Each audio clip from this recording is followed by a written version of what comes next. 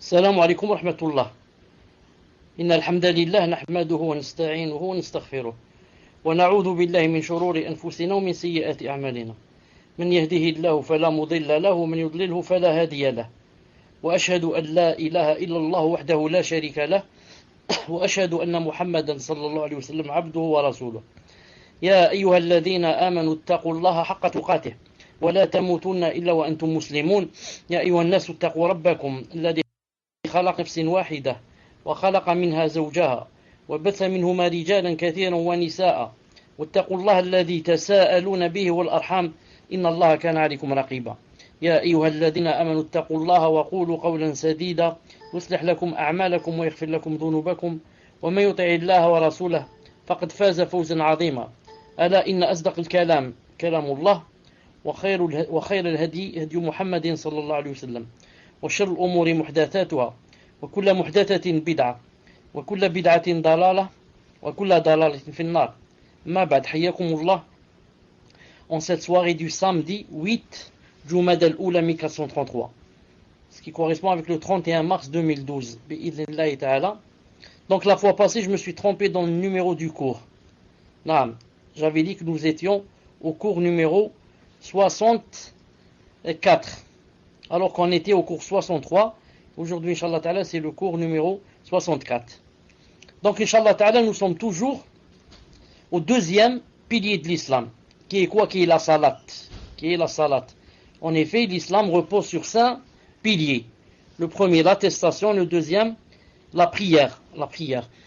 Et la prière, c'est, comme vous devez le savoir, c'est la première chose sur laquelle on nous sera posé la question le jour de la résurrection. Le jour de la résurrection, Allah Ta'ala, la première question qu'il te posera, c'est sur la prière. C'est sur la prière. La première chose qu'il demandera, si on avait fait ou pas fait, à l'heure, pas à l'heure, etc., c'est la prière.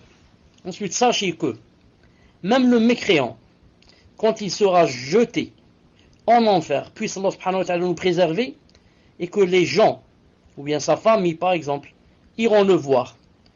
Quand ils vont lui dire, qu'est-ce qui a fait que tu as été jeté ici en enfer? Normalement, la première réponse qu'il dirait, c'est que pour avoir mécru. Ça? Mais, subhanallah al-azim, il ne va pas dire ça. Mais il va dire, ce qui m'a jeté ici, c'est de ne pas avoir fait la prière. De ne pas avoir fait la prière. Subhanallah al-azim. Donc, comme dans le verset où Allah Ta'ala a dit كل نفس بما كسبت رهينة إلا أصحاب اليمين في جنات يتساءلون عن مجرمين. Allah Ta'ala a dit que chaque âme, disons, dépend de ses œuvres. Il a dit sauf les gens de la droite, ils seront dans des paradis. Et dans les paradis, entre autres, qu'est-ce qu'ils font? Ils se posent des questions sur les criminels. Ensuite, ils sont allés les voir. قالوا ما سلككم في سقر. Qu'est-ce qui a fait que vous soyez jetés ici en enfer? Première réponse, la première des choses, قالوا لم نكن من المصلين. Réponse, on n'était pas de ceux qui faisaient la prière. ولم نكن نطعم المسكين. Et on ne donnait pas à manger aux nécessiteux. Subhanallah al-azim. C'est après qu'il a dit وكنا ولم نكن نطعم المسكين وكنا نخوض مع الخائضين. Ensuite, il a dit وكنا نكذب بيوم الدين. Ensuite, ils ont dit et on avait mécru. On avait mécru en ce jour. Donc, ils ont commencé par la salat. C'est la salat vu quoi son importance. Et on avait dit que la salat elle-même avait des conditions. La première condition, c'est de la faire en son moment prescrit. Car celui qui t'a demandé de faire la prière n'est autre que celui qui t'a dit il faut la faire dans un temps déterminé, prescrit. Donc celui qui t'a dit dans le verset qu'il fallait faire la prière, c'est lui-même qui a fait descendre un autre verset où il dit la salat est quoi? Est une chose, ou là est une adoration à un temps déterminé, prescrit. Donc si tu veux adorer ton Seigneur, il faut l'adorer comme il veut lui. C'est pas comme tu veux toi. C'est pas comme tu veux toi. Ensuite, derrière le fait que yani, il faut faire la salat à l'heure. Il y a sûrement des sagesses. Quelle sagesse il y a dans le fait il faut faire la prière à l'heure? La première sagesse, Allah subhanahu wa ta'ala voudrait que tu reviennes à lui très souvent. Ce n'est pas, tu vas revenir à lui le soir, seulement le soir. Tu vas faire la prière du matin, ensuite tu vas l'oublier jusqu'au soir. Mais Allah ta'ala voudrait que, au moins 5 fois par jour, tu viennes vers lui. Ça. La deuxième, Allah subhanahu wa ta'ala voudrait aussi t'éprouver. Alors qu'il connaît le résultat. Mais c'est pour toi seulement, il veut t'éprouver. Est-ce que vraiment, yani Allah subhanahu wa ta'ala, yani c'est quoi sa valeur, yani en tes yeux, ou là dans tes yeux? Est-ce que vraiment cette religion a de la valeur, yani pour toi? Est-ce que vraiment tu peux délaisser ta dunya et tout ce que tu possèdes, et ton époux, ton épouse, tes enfants, ta société, ton travail, et tu vas dire Allahu Akbar? C'est pour ça que, qu'est-ce qu'il te demande, qu'est-ce que tu dois faire pour entrer dans la prière? Tu dois dire Allahu Akbar, Allah est plus grand. Ça veut dire quoi quand tu dis Allah est plus grand? Ça veut dire que toute autre chose est petite. Toute autre chose est petite. Mes enfants sont petits par rapport à le fait de répondre à son Seigneur. Mes enfants sont petits, ma femme est petite, mon travail est petit, mes biens sont petits. Allahu Akbar. Allahu Akbar. طيب. Ensuite, comme j'ai dit tout à l'heure, si vraiment on laissait la salat, pour la rattraper le soir, elle n'aurait pas la fonction que Allah Ta'ala lui a donnée. Elle préserve des grands péchés et des turpitudes. Maintenant, si tu l'as fait le soir, elle ne peut pas te préserver. Car le matin, tu es dans les péchés et les turpitudes toute la journée. Ensuite, le soir, tu viens dire Allahu Akbar, c'est trop tard. Mais pendant la journée, imagine que vers 13h ou là, 13h30 ou là, quelqu'un doit faire un grand péché. Supposons, il doit se rencontrer avec une femme ou là. Mais il se rappelle que maintenant il y a l'or. Donc l'or va l'aider pour qu'il n'aille pas, par exemple, à ce rendez-vous. Et comme ça. Il est toujours retenu. Toutes les 2 heures à peu près, 2h30, 3 heures, il doit aller vers son Seigneur. Disons, nous avions dit que la première condition de la salat, c'était de la faire à l'heure bi'idhnillahi ta'ala. La deuxième condition, inshallah ta'ala, et c'est le cours d'aujourd'hui, la deuxième condition, inshallah ta'ala, c'est at-tahara, la purification. At-tahara, la purification. يقول الشيخ رحمه الله الشيخ بن عثيمين فإنه لا تقبل صلاة بغير طهارة. Aucune prière ne sera acceptée sans purification. قال النبي صلى الله عليه وسلم, le messager عليه السلام a dit لا تقبل صلاة أحدكم إذا أحدث حتى يتوضأ. Hadith Abi Hurayra dans Muslim. Le messager عليه السلام a dit la prière d'aucun d'entre vous ne sera acceptée s'il est dans un état d'impureté, jusqu'à ce qu'il effectue les ablutions. Hadith rapporté par Muslim. Je vais l'afficher, Inch'Allah Ta'ala, si je peux, j'ai oublié. Est-ce que je peux faire cela? Nasr. Voilà, une seconde, Inch'Allah Ta'ala. Une seconde. Le messager a dit la prière d'aucun d'entre vous ne sera acceptée avec E. S'il est dans un état d'impureté jusqu'à ce qu'il effectue les ablutions. Et rentre dans les ablutions, bien sûr, le tayammum qu'on verra, Inch'Allah, tout à l'heure. Donc le cheikh dit فَلَا بُدَّ أَنْ يَقُومَ الْإِنسَانُ بِالطَّهَارَةِ عَلَى الْوُجْهِ الَّذِي أُمِرَ بِهِ. Donc la personne doit faire les ablutions de la façon dont il lui a été ordonné. فَإِنْ أَحْدَثَ حَدَثًا أَصْغَرَ. Maintenant, il a dit si maintenant la personne a fait un événement. Bon, il faudrait qu'on soit d'accord pour le mot, qu'est-ce que ça veut dire a fait un événement. En islam, quand quelqu'un a les ablutions, en arabe on dit ahdath. En français on dit a fait un événement. C'est pas très correct à 100%, mais vous allez comprendre ce que je veux dire par là. Quand il fait un événement, ou bien c'est un petit événement ou un grand. On veut dire petit événement s'il doit faire les petites ablutions. Et grand événement, c'est quoi? S'il doit faire yani le lavage majeur. Vous comprenez? Il n'y a que ça, il y a petit événement, grand événement. Petit événement comme gaz, etc. et grand événement comme par exemple le fait de yani, s'approcher de sa femme, donc ça demande un lavage majeur. Le Cheikh Rahimahullah dit, si quelqu'un fait un petit événement comme uriner, ou bien l'aisselle, ou bien un gaz, ou bien il dort, non, ou bien il a mangé de la viande du chameau, non, donc il doit faire des petites ablutions. Mais si par contre إذا كان محدثا حدثا أكبر, s'il fait un grand événement, مثل janaba, comme de s'approcher par exemple de sa femme, ou bien de faire un rêve érotique, فعليه أن يغتسل, il faut qu'il se un lavage majeur. طيب. Ensuite le cheikh dit وفروض الوضوء كما يلي. Donc il y a petites ablutions et grandes ablutions. Les petites ablutions, qu'est-ce qu'il faut faire dans les petites ablutions? Il a dit غسل الوجه, on lave le visage.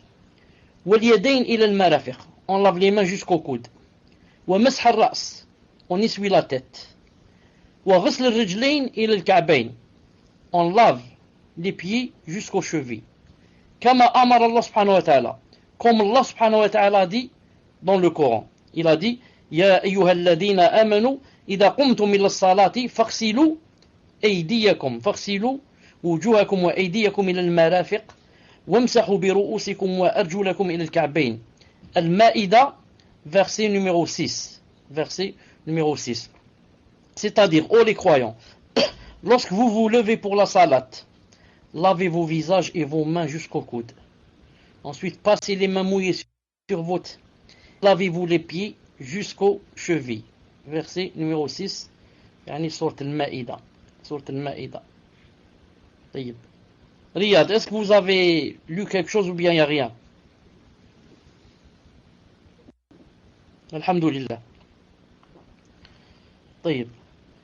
Donc, qu'est-ce qu'il a dit? Lorsque vous vous levez pour la salat, lavez vos visages et vos mains jusqu'au coude. Passez la main mouillée sur vos têtes et lavez-vous les jusqu'aux chevilles.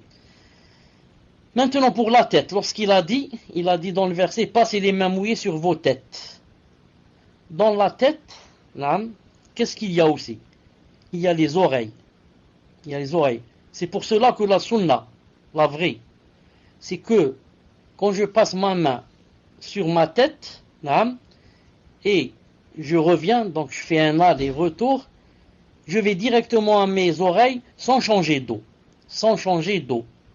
Si je change, ça ne fait rien. Il y a un autre hadith aussi. Mais ce que faisait Rasoul alayhi la plupart du temps, c'est la tête avec les oreilles, car les oreilles font partie de la tête. Il y a un hadith authentique qui dit comme ça. Il dit Al-adhan min al-ras, les oreilles font partie de la tête. Car si je te demandais par exemple, je te disais les oreilles, est-ce qu'elles font partie du visage ou de la tête? Non. Est-ce qu'il y aurait une preuve? Comment savoir? D'où je sais moi? Je peux dire ça fait partie du visage, je peux dire ça fait partie de la tête, mais je ne sais pas exactement. Mais le hadith a quoi? Il a dit l'adhan min al-ras, il a dit les oreilles font partie de la tête. Maintenant qu'on sait que les oreilles font partie de la tête, ça veut dire quand je touche ma tête, j'essuie, je vais directement à mes oreilles aussi, sans changer d'eau. Sans changer d'eau, si je change, c'est possible. Ensuite, je rappelle seulement, surtout pour les femmes qui ont des cheveux longs par exemple, que essuyer sur les cheveux, Allah Ta'ala a dit, attendez, je vais dire le verset en français qui c'est écrit ici, passez les mains mouillées sur vos têtes. Remarquez bien, il n'a pas dit passez vos mains mouillées sur vos cheveux. Il a dit sur vos têtes. Donc, quand quelqu'un, même s'il a les cheveux longs qui descendent jusqu'au dos, quand quelqu'un commence du front et il descend avec ses mains mouillées, où est-ce qu'il s'arrête? Il s'arrête au niveau de la nuque. Et non pas au niveau des cheveux qui descendent jusqu'à son dos. Voyez. Le Cheikh Rahimahullah dit, il a dit dans la tête il y a quoi? Il y a les oreilles. Quand on va laver maintenant son visage, car Allah Ta'ala dit lavez vos visages. Dans le visage, qu'est-ce qu'il y a de choses importantes? Premièrement, le madmada, le fait de faire rentrer l'eau dans la bouche et de le jeter. Et là, j'insiste, faire entrer l'eau dans la bouche et le jeter, ce n'est pas comme font certains. Il prend comme ça un peu d'eau dans sa main, juste il rentre un peu et il crache. Il croit que c'est ça. Non. Ça s'appelle en arabe le madmada. Tu fais rentrer l'eau dans ta bouche et tu fais comme un bouillonnement à l'intérieur de ta bouche. Quand on entend un son, ça veut dire que l'eau, je le passe dans toute ma bouche à l'intérieur. Il va de la droite à la gauche, de la droite à la gauche. Vous avez compris? Ce n'est pas faire rentrer de l'eau et juste le cracher. Ensuite, l'istinshaq. Ensuite, faire rentrer l'eau dans le nez, aspirer l'eau. Et ensuite, le faire sortir bi'idhnillah ta'ala. Et le fait de rentrer l'eau dans la bouche et dans le nez, on le fait avec une seule poignée si c'est possible. Une seule fois, l'eau. C'est-à-dire la même eau que j'ai dans la main, en même temps dans la bouche et dans le nez. Si c'est difficile, ma'alish, je sépare. Je rentre d'abord dans ma bouche, je jette, ensuite dans mon nez, je jette. Ma'alish. Ensuite, il a dit, on a dit donc l'ouch, il rentre dans la bouche, le nez et fil anf, le nez on l'a dit. فلا بد في الوضوء من تطهير هذه الأعضاء الأربعة. Il a dit, dans les ablutions, il faut, c'est obligé, de laver ces 4 choses, les 4 choses qu'il a citées. C'est quoi les 4 choses? Il a dit, dans la bouche, dans le nez. Attendez, c'est quoi les 4 choses? من آذان ومن وجه مضمضة والاستنشاق في الفم وفي الأنف فلا بد من الوضوء من تطهير هذه الأربعة. نعم غسل في ثلاثة. Il a dit, on lave 3 choses, le visage, la bouche et le nez. Et on essuie une seule chose, la tête. Donc 3 choses on les lave, une chose on l'essuie. On lave le visage, le nez et la bouche. Et on essuie la tête. وأما الاستنجاء. Quant au fait de laver ses parties intimes avec de l'eau, أو الاستجمار, ou bien le fait, au lieu de laver ses parties intimes, de les essuyer avec quelque chose, comme une serviette, un mouchoir, un papier, même un caillou. Si on est dans une forêt, il n'y a rien avec nous. Ça s'appelle izalt al-najasa. Ça s'appelle enlever la souillure. Et le fait d'enlever la souillure, ça n'a quoi? Ça n'a aucune relation avec les ablutions. On dit comment ça n'a aucune relation avec les ablutions? Qu'est-ce que ça veut dire ça? Vous allez comprendre. فلو أن الإنسان بال أو تغوط أو استنجى ثم ذهب لشغله. Si par exemple une personne avait uriné ou bien fait des selles, ensuite il s'est par exemple lavé, ou bien est parti à son travail, et maintenant c'est le moment de la salat, il va faire quoi? فإنه يتوضأ بتطهيره الأعضاء الأربعة. Il va faire les ablutions directement, ولا حاجة له لأن يستنجي. Et ce n'est pas la peine qu'il rentre aux toilettes pour s'essuyer encore une fois ou bien se laver. لأن الاستنجاء إزالة النجاسة. Parce que l'istinja, c'est le fait de se laver les parties intimes ou bien les essuyer pour enlever quelque chose, enlever la souillure. Mais maintenant que je n'ai rien fait, ni j'ai fait les selles, ni j'ai uriné, ni j'ai une souillure, donc c'est pas la peine d'aller aux toilettes. Pourquoi je dis comme ça? Il y a des gens qui ne savent pas, qui à chaque fois qu'il veut faire les ablutions, il croit que c'est obligé d'aller aux toilettes. Il dit donc, attends, je vais d'abord aux toilettes, je me lave les parties intimes, ensuite je vais faire les ablutions. Or que c'est pas vrai. Je ne me lave les parties intimes que quand il y a une chose qui est sortie. Une chose qui est sortie de ces parties. Uriner, les selles, les menstrues. Donc s'il n'y a rien, pourquoi je vais aller aux toilettes me laver? Vous avez compris? Ensuite il dit والصحيح أنه لو نسي أن يستجمر استجمارا شرعيا ثم توضأ فإن وضوءه صحيح لأنه ليس هناك علاقة بين الاستنجاء وبين الوضوء. Il a dit, et c'est pour cela que si jamais par exemple il avait par exemple une souillure, ensuite il a oublié et il a fait le wudu. Et avec ce wudu il a fait la salat, il a fait les ablutions, il a fait la salat et il a oublié de se laver par exemple les parties intimes. Par exemple il a uriné, il l'a oublié. Je ne sais pas si c'est possible d'oublier. Ou bien il a dit après. Maintenant, il n'y a rien devant moi après.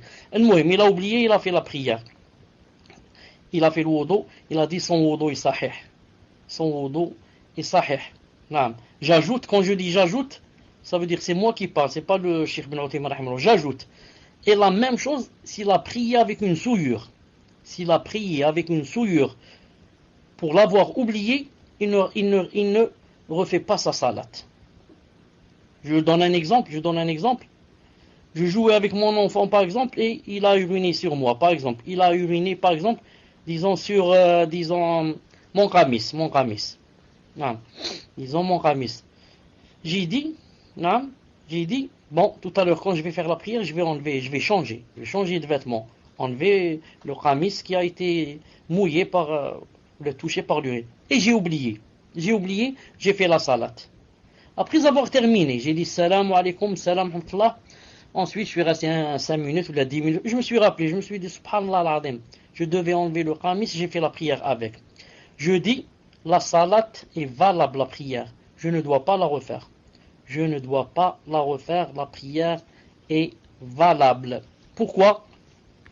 Car Allah subhanahu wa ta'ala dit dans le Coran, qu'est-ce qu'il a dit?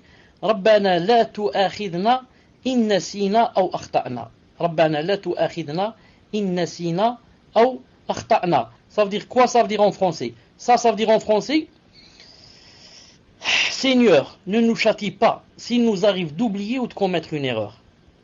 Et là, qu'est-ce que j'ai fait? J'ai oublié. J'avais une souillure à enlever, je l'ai oublié. Et peut-être ça arrive beaucoup plus aux femmes, peut-être. Non. Elle a une souillure quelque part, des monstrueux, je ne sais pas quoi, sur ses vêtements. Elle a dit après, je vais la frotter. Elle a oublié, elle a fait la prière. La lure des enfants. La femme, elle est toujours, la mère, elle est toujours avec ses enfants. L'urine. Elle a oublié, elle a dit, je vais enlever l'urine avant de prier. Elle a oublié, elle a fait la prière avec le vêtement où il y avait de l'urine. Est-ce qu'on lui dit refais la salat? On ne lui dit pas. Qu'est-ce qu'elle doit faire? Pourquoi on ne lui dit pas? Car le verset dit, Seigneur, ne nous châtie pas s'il nous arrive d'oublier ou de commettre une erreur. Et moi, qu'est-ce que j'ai fait? J'ai oublié. Maintenant, mais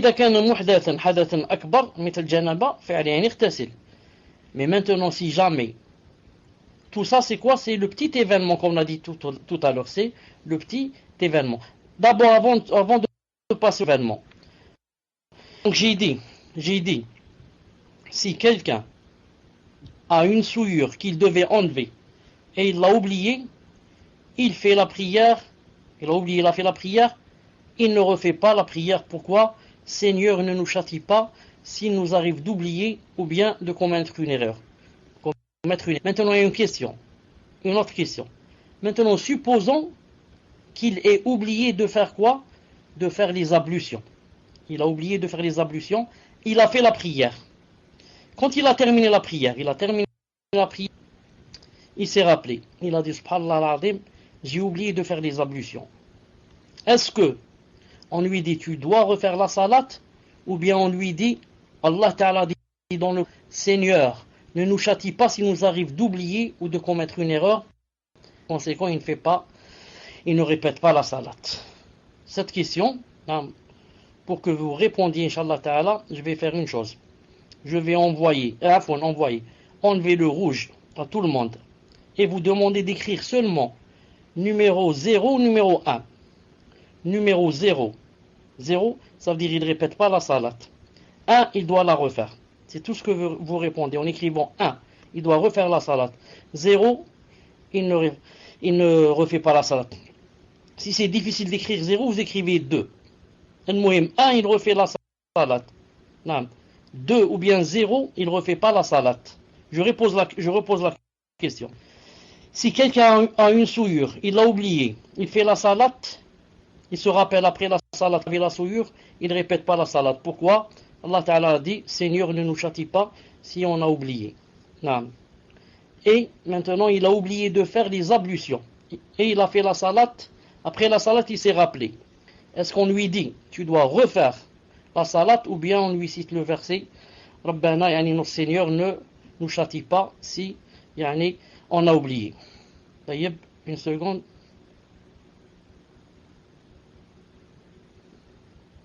Si vous pouvez écrire, Inch'Allah Ta'ala, 1, 1, 1, 1, 1, 1, 1, 1, 1.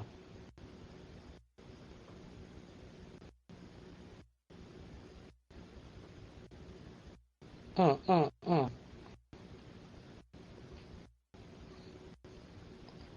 Deux. طيب il veut la salade.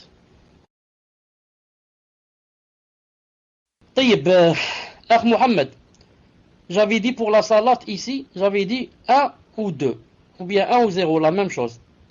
طيب 1, qu'est-ce que j'avais dit 1? 1, j'avais dit, il refait la salade ou il refait pas? 1, rappelle-moi, 1, il refait la salade ou il refait pas? 1, il refait. Et 2, il refait pas.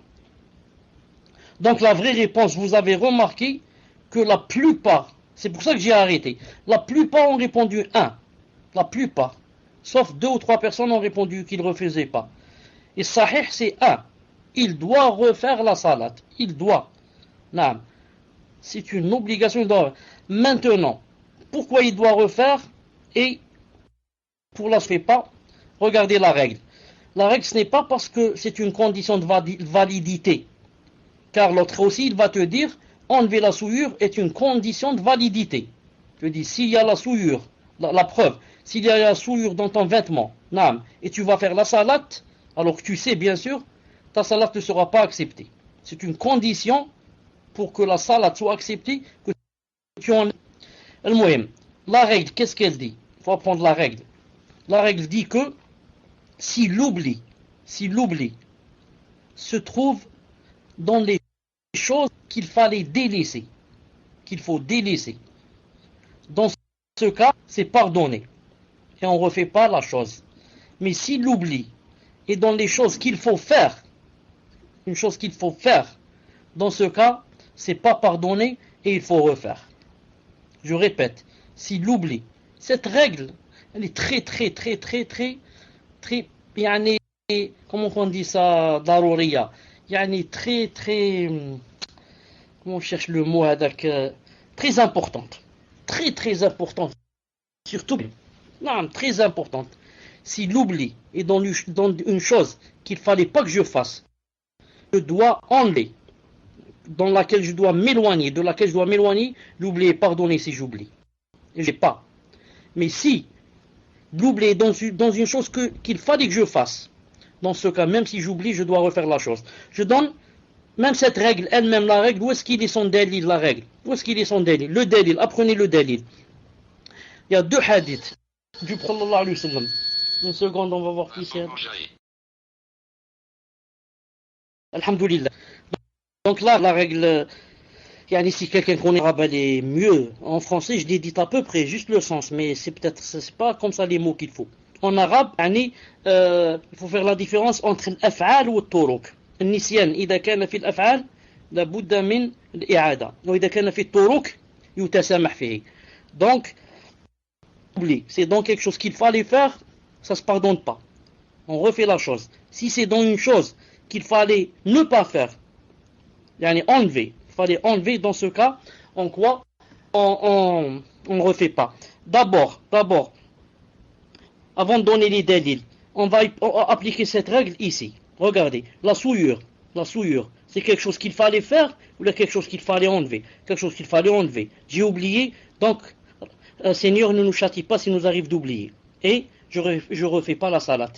Le wudu, c'est quelque chose, les ablutions, c'est quelque chose qu'il fallait faire, quelque chose qu'il fallait délaisser, quelque chose qu'il fallait faire. Si je les ai oubliés, donc ça pardonne pas. Je dois refaire le wudu et refaire la salade. Cette chose-là, ils l'ont prise d'où? Cette règle qui fait la différence entre quand on fait et quand on délaisse. Ils l'ont prise d'où? Ils l'ont prise de 2 hadiths authentiques du prophète. Le prophète a dit, si quelqu'un dort, ou bien oublie la salade, alors qu'il la fasse quand il se réveille. Donc regardez pour la salade. La salade, c'est quelque chose qu'on doit faire.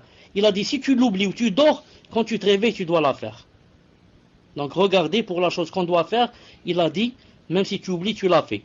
Par contre, il a dit dans un autre hadith, si jamais l'un de vous jeûne, et qu'il l'oublie, il mange ou il boit, qu'il continue son jeûne, et il n'a pas de rattrapage. La qada alayh. Donc regardez ici, ici, pour le ramadan, le jeûne, j'ai oublié, qu'est-ce que j'ai fait? J'ai fait quelque chose qu'il ne fallait pas faire, j'ai mangé. Je devais ne pas manger, j'ai mangé. Dans ce cas, qu'est-ce qu'il a dit? C'est pardonnable. J'ai oublié donc quelque chose qu'il ne fallait pas faire. Donc c'est ça la règle, elle est basée sur ces deux hadiths. Car en islam, il n'y a pas de règle comme ça qu'on invente de la philosophie ou de la tête. Tout ça c'est basé sur des hadiths et des versets. Donc rappelez-vous, Inch'Allah Ta'ala, les deux hadiths et la règle que j'ai citée. Maintenant le Cheikh Rahimahullah dit, tout ça c'était quoi? Tout ça c'était pour les petites ablutions. Maintenant le Cheikh dit, si jamais quelqu'un, il a dit, il a fait un grand événement, mitla janaba, alors il doit se laver. Il doit quoi, le Cheikh dit? Il doit mouiller tout son corps avec de l'eau. Il doit mouiller tout son corps avec de l'eau. Comme a dit Allah subhanahu wa ta'ala, wa in kuntum junuban fattaharu. Al-Maïda 6. C'est-à-dire, et si vous êtes pollué, junub, alors purifiez-vous par un bain. Purifiez-vous par un bain. Taïeb. Maintenant, quand la personne va se purifier par un bain, qu'est-ce qu'il y a à l'intérieur du bain? Il doit mouiller tout son corps. Mais qu'est-ce qu'il y a aussi? Il y a le fait de faire entrer l'eau dans sa bouche et dans le nez. Comme on a dit tout à l'heure. Il rentre dans sa bouche l'eau et il rentre aussi dans le nez. Pourquoi? Car ça rentre dans le visage. Ça rentre dans le visage. Comme il doit aussi mouiller quoi? Il doit aussi laver son front, le jibha. Ses joues, le khad, son menton. Al-muhim. L'eau doit toucher tout son corps. Le cheikh dit, والغسل الواجب الذي يكفي أن تعم جميع بدنك بالماء. Il a dit, le lavage que Allah Ta'ala nous a ordonné de faire, c'est de mouiller tout le corps avec de l'eau. سواء بدأت بالرأس أو بالصدر أو بالظهر أو بأسفل. Il a dit, tu dois mouiller tout ton corps avec de l'eau. Il a dit comme ça, soit que tu commences par la tête, tu commences à jeter de l'eau par ta tête, ou bien sur ta poitrine, ou bien tu commences par ton dos, ou bien tu commences par tes pieds, ou bien tu te jettes dans une mare, une petite mare, ou bien dans une mer, et ensuite tu sors de cette eau, à condition que tu sois rentré avec l'intention que ce n'est pas parce que tu as chaud, tu veux te refroidir, ou bien tu es sale, tu veux te laver, mais avant de te jeter dans la mare, la baie, ou bien dans la mer, tu as mis dans l'intention à cause de la janaba que j'ai. À cause de, m'être rapproché par exemple de ma femme. C'est à cause de ça que je veux plonger. Ce n'est pas pour la chaleur. Il a dit, si tu plonges avec cette intention et tu sors, tu as fait le lavage majeur. J'ajoute, avant de plonger, Inch'Allah Ta'ala, tu dois aussi dire Bismillah. Bismillah. Et aussi, autre chose, même en plongeant, tu dois faire une seconde. Tu dois faire rentrer, Inch'Allah Ta'ala, un peu d'eau. Une seconde. Un peu d'eau dans ta bouche et dans ton nez aussi. Car on avait dit que le nez et la bouche, ça rentrait dans... Attendez, on ne peut pas faire les deux à la fois. Une seconde. Donc on revient jeudi, Inch'Allah Ta'ala. Si quelqu'un doit faire un lavage majeur, il veut se jeter par exemple dans la... Il doit d'abord de là.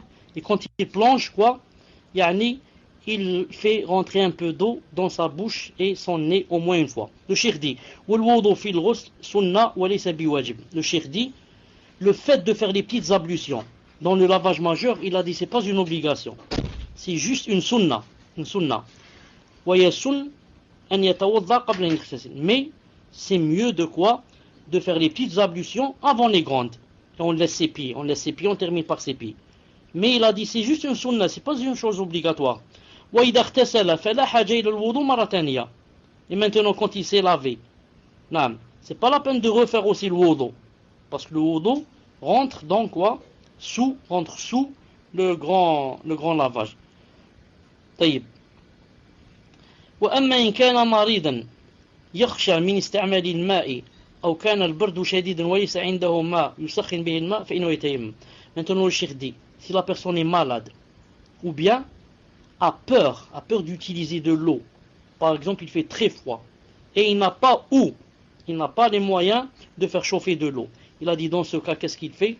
Il passe directement aux ablutions sèches, qui sont le tayammum, Car Allah subhanahu wa ta'ala a dit dans le Coran, il a dit wa in kuntum marda, mais si vous êtes malade, ou jaa ahadun minkum al-gha'it, naam, wa in kuntum marda ou ala safar, pardon, ou en voyage, naam, ou jaa ahadun minkum al-gha'it, ou bien l'un de vous revient du lieu où il a fait ses besoins, naam, al-gha'it, ou lamastum an-nisa, ou bien vous avez touché aux femmes, naam, touché dans le sens intime. فلم تجدوا ماء, vous ne trouvez pas d'eau, فتيمموا صعيدا طيبا, vous ne trouvez pas d'eau, alors dans ce cas quoi, il faut passer aux ablutions sèches, naam. Il a dit, Allah subhanahu wa ta'ala ne veut pas vous imposer des choses qui vous dépassent, ne veut pas vous imposer des choses qui vous dépassent. Alors il a dit, une seconde, alors recourez à la terre sur vos visages et vos mains. Allah ne veut pas vous imposer quelques gênes, mais il veut vous purifier et parfaire sur vous son bienfait. Peut-être serez-vous reconnaissant.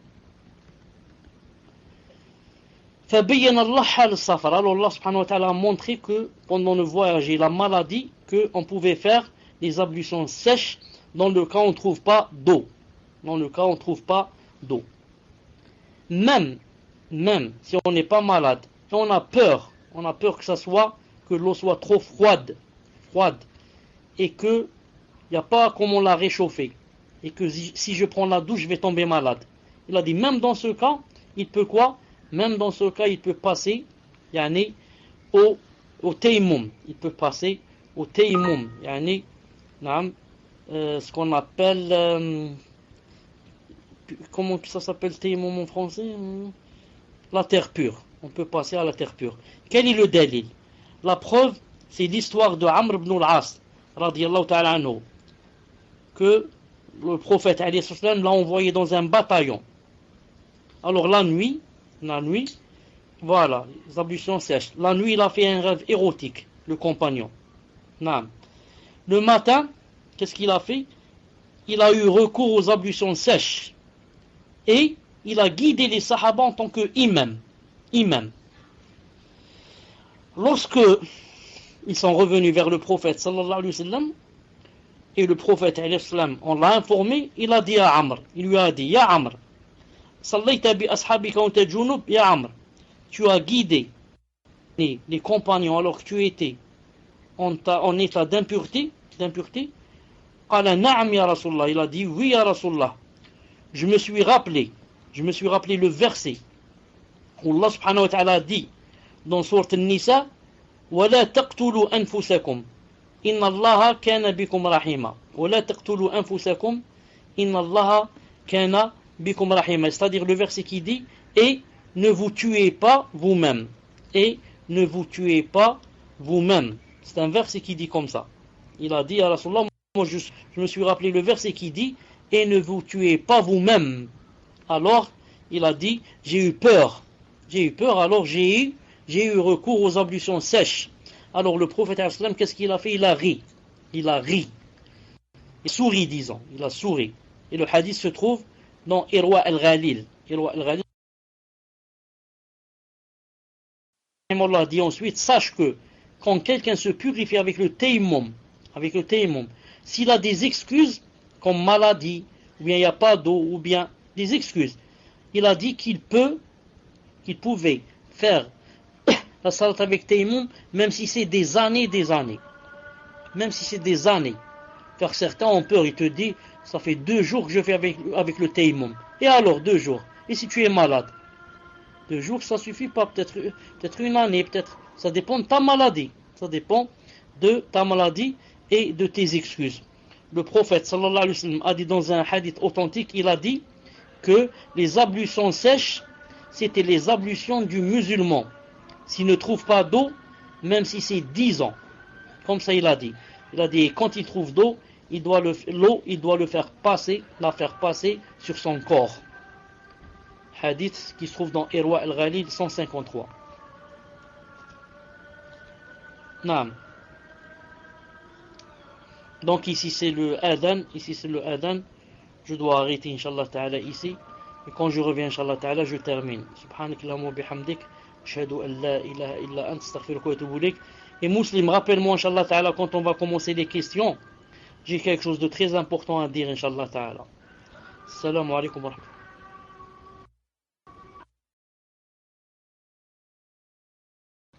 Assalamu alaikum wa rahmatullah. Alhamdulillah. Donc pour avancer un peu, on va continuer un peu le cours pour avancer un peu, Inch'Allah Ta'ala, car c'est très très long, comme vous savez. J'avais dit que le hadith de Jibril allait se faire en 30 peut-être ou 40 cours. C'est pour ça que on doit avancer un peu, Inch'Allah Ta'ala. Donc on a dit que si c'est tayammum, tant que la personne a des excuses, le tayammum est permis, même pendant 10 années, comme a dit le prophète sallallahu alayhi wa sallam. Maintenant, en ce qui concerne le fait d'enlever la souillure, se purifier, c'est aussi enlever la souillure. Enlever la souillure, là, pour que ça se fasse, il faudrait que ça se fasse sur 3 choses. Enlever la souillure des vêtements, enlever la souillure du corps, de notre corps, enlever la souillure de quoi? De l'endroit où on va prier. Donc pour faire la prière, il faut que je sois vraiment loin de la souillure. Et la souillure se trouve en 3 endroits. Dans mon corps, il faudrait qu'il n'y ait pas de souillure. Dans mes vêtements et dans l'endroit où je vais prier. Dans mon corps, on a vu que pour faire la prière, il ne faudrait pas avoir de quoi? Il ne faudrait pas avoir de souillure sur soi. D'ailleurs, même avant de faire les ablutions. Pourquoi d'ailleurs, avant de faire les ablutions, si j'urine ou quelque chose comme ça, il faut d'abord enlever de la souillure avant de faire les ablutions. Al-Muhim. Maintenant, en ce qui concerne le corps. Ou alors le corps on l'a terminé. On va commencer par les habits. En ce qui concerne les habits, le shirdi. Le prophète sallallahu alayhi wa sallam, je vais lire comme ça directement en français pour gagner du temps.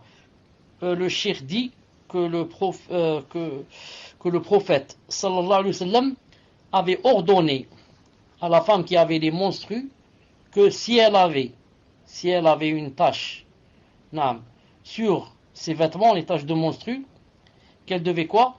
Si la tache, bien sûr, n'est plus humide, c'est sec maintenant, elle devait la gratter.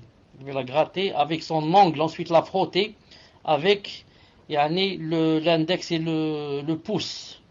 Le pouce et l'index, il a dit. Ensuite, elle le lave. Bon, jeudi. Maintenant, si on peut laver directement, mais il y a le savon, il y a tout ce qu'il faut maintenant. Donc, je n'ai même pas besoin de gratter.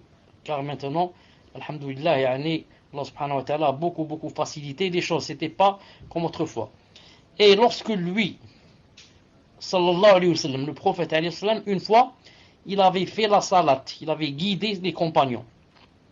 Et quand il était dans la salat, qu'est-ce qu'il a fait, alayhi sallam? Alors qu'il était en train de prier, il s'est arrêté comme ça un moment et il a enlevé ses souliers. Alors les sahaba qui étaient derrière lui ont tous aussi enlevé leurs souliers. Al-Muhim, il a continué la salat. Quand il a terminé, il leur a dit, sallallahu alayhi wa sallam, qui est-ce qui vous a poussé à enlever comme ça vos souliers?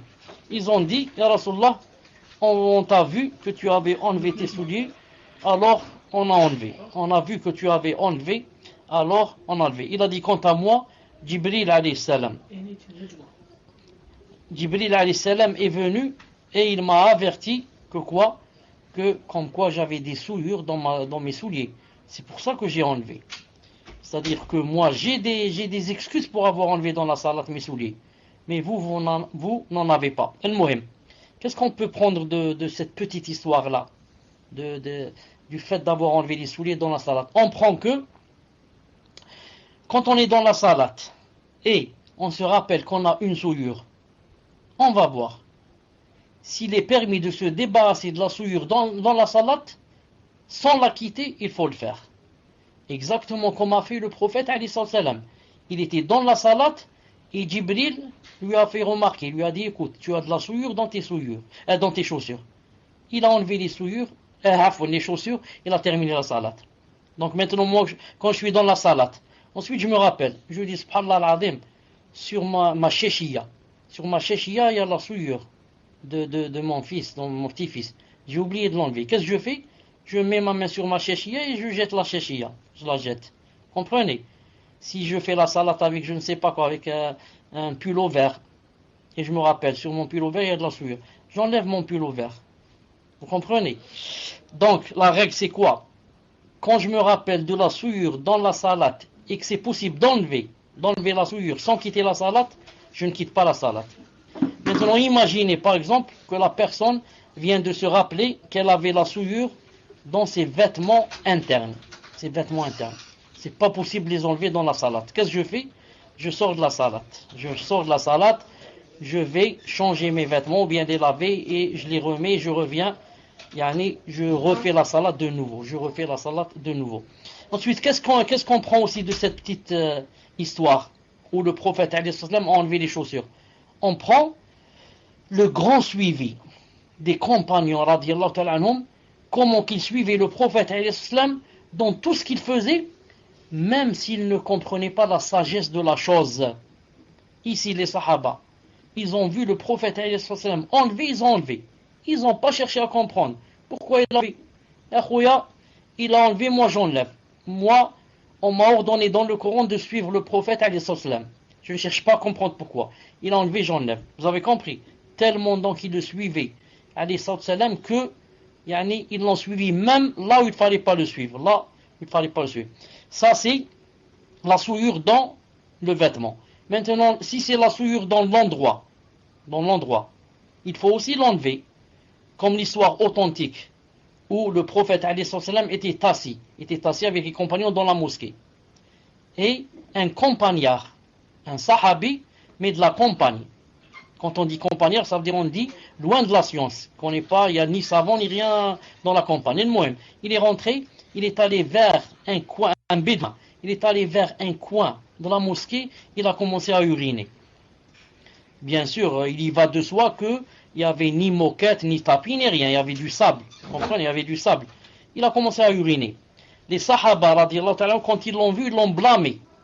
Mais le prophète, alayhi salam, avec sa grande sagesse, il a dit, laissez-le terminer son urine. Ensuite, il a demandé qu'on ramène un bidon plein d'eau. Il a dit, jetez-le là, sur l'endroit où il a uriné. Et il a appelé le compagnon et le bédouin et lui a dit, écoute, la mosquée ne convient pas à l'urine ou bien à la souillure. Mais la mosquée est spécialement construite pour la salat et pour le dhikr Allah et lire le Coran, etc. Alors ce sahabi radiyallahu ta'ala anhu, qu'est-ce qu'il a dit? Il a fait des doigts. Il a dit, Ya Allah, ô mon Seigneur, irhamni, faites descendre sur moi votre miséricorde. Irhamni wa Muhammadan, faites descendre votre miséricorde sur moi et sur Muhammad. Wa la tarham ma'ana ahadan, et ne faites pas descendre votre miséricorde sur une autre personne, à part moi et Muhammad. Pourquoi? Parce que les autres l'avaient blâmé. Quant au prophète, il lui a parlé avec douceur. Il a cru que la miséricorde d'Allah subhanahu wa ta'ala ne pouvait pas descendre sur tout le monde. Donc faites-la descendre seulement sur moi et Muhammad, pas les autres. Al-Muhim, le prophète lui a répondu. Il lui a dit, laqad hajjarta wasi'an ya akh al-arab. Oh, toi le frère des Arabes. Il lui a dit, tu as rétréci quelque chose de vraiment large. La miséricorde d'Allah Ta'ala est vraiment large, vaste. Tu as voulu la rétrécir pour qu'elle descende seulement sur toi et moi. Il lui a dit, ça c'est pas possible. Al-Muhim. Le troisième endroit, où on doit quoi? On doit enlever la souillure, c'est quoi? C'est du corps. Du corps. On l'a dit tout à l'heure, on le répète. Il y a un hadith dans Bukhari et Muslim que le prophète alayhi salam est passé devant deux tombes de musulmans. Il a dit, ils sont en train d'être châtiés. Et pourtant, ils ne sont pas en train d'être châtiés pour quelque chose de vraiment grand. Ensuite, il a dit, oh que si, c'est grand. Quant à l'un d'eux, il ne se nettoyait pas quand il urinait. Quant au second, il marchait avec la médisance. Il faisait la médisance entre les gens, le shirdi ou l'iyadou billah. Donc, on a compris de ce hadith que celui qui ne se nettoie pas de l'urine ou bien de la souillure en général, qu'il va le payer dans la tombe. C'est pour ça que le prophète a dit dans un hadith authentique, il a dit la plupart du châtiment de la tombe, c'est à cause de la souillure. C'est à cause de ceux qui ne se nettoient pas de la souillure. Subhanallah al-Adim. Ici le prophète sallallahu alayhi wa sallam, quand il a dit, ils sont en train d'être châtiés pour quelque chose de grand. Ensuite il a dit non. Ensuite il a dit si. Il a dit le contraire, il a dit ils sont en train d'être châtiés pour quelque chose qui n'est pas grande. Ensuite il a dit aussi. Pourquoi il a dit auparavant il a dit quelque chose qui n'est pas grande, ensuite il a dit si. Les savants ont dit, ça veut dire pour eux.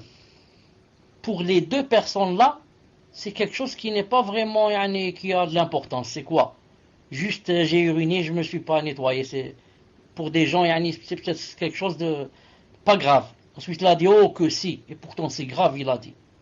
Comprenez? Donc beaucoup de gens croient que c'est pas grave le fait de ne pas se nettoyer, ou bien le fait de ne pas bien se nettoyer. Non, le fait de ne pas bien se nettoyer. Qu'est-ce qu'il a dit aussi?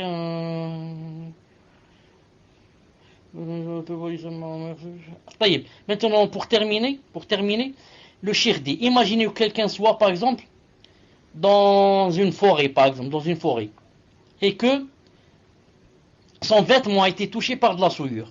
Son vêtement a été touché par exemple, tu es dans la forêt avec ta famille, et ton bébé, tu l'as mis sur ton giron, tes genoux, il a par exemple un peu uriné. Donc tu as maintenant de l'urine sur ton pantalon par exemple, ou ton camis, ou si tu es un homme. Al-Muhim, il n'y a pas d'eau. C'est le moment de la prière. Toi, alhamdoulilah, tu as les ablutions. Les ablutions, quand je suis sorti de la maison, j'ai fait les ablutions. Et le fait que la souillure ait touché mon pantalon ou mon camis, ça ne va pas m'enlever mes ordres, vous savez ça. Non. Car beaucoup de gens croient que quand j'ai les ablutions et je touche la souillure, ils croient que on perd les ablutions. Alors que ça n'a rien à voir. C'est pour ça que la femme, ou la mère, elle peut laver quoi? Elle peut laver l'urine les vêtements de son enfant plein d'urine ou plein de sel, et elle a toujours ses ablutions. Elle n'a pas perdu ses ablutions. Ensuite, qu'est-ce qu'elle fait? Elle lave ses mains avec le savon. C'est tout. Et est-ce qu'elle a perdu les ablutions? Elle ne les a pas perdues. Pourquoi? Pour perdre les ablutions, il faudrait que toi, tu fasses quelque chose. Tu fasses un événement, comme on a dit tout à l'heure. Il faut que tu urines, ou bien que tu fasses les selles, ou bien un gaz, ou bien que tu manges la viande de chameau. Mais si tu touches la souillure, tu n'as pas perdu les ablutions. C'est très important ça, il faut savoir. Le cheikh dit ici. Maintenant, comment il va faire pour la salade? Est-ce que à cause de la souillure qu'il a sur les vêtements, est-ce qu'il va faire le tayammum à cause de la souillure qu'il y a sur le vêtement? Le cheikh, qu'est-ce qu'il dit? Il dit non. Non. Il dit non. La yatayammam lahu. Parce que le tayammum, c'est fait pour quand on fait un événement. On a perdu les ablutions. Il n'y a pas d'eau, on fait le tayammum. Mais pour la souillure, non. Il n'y a pas de tayammum.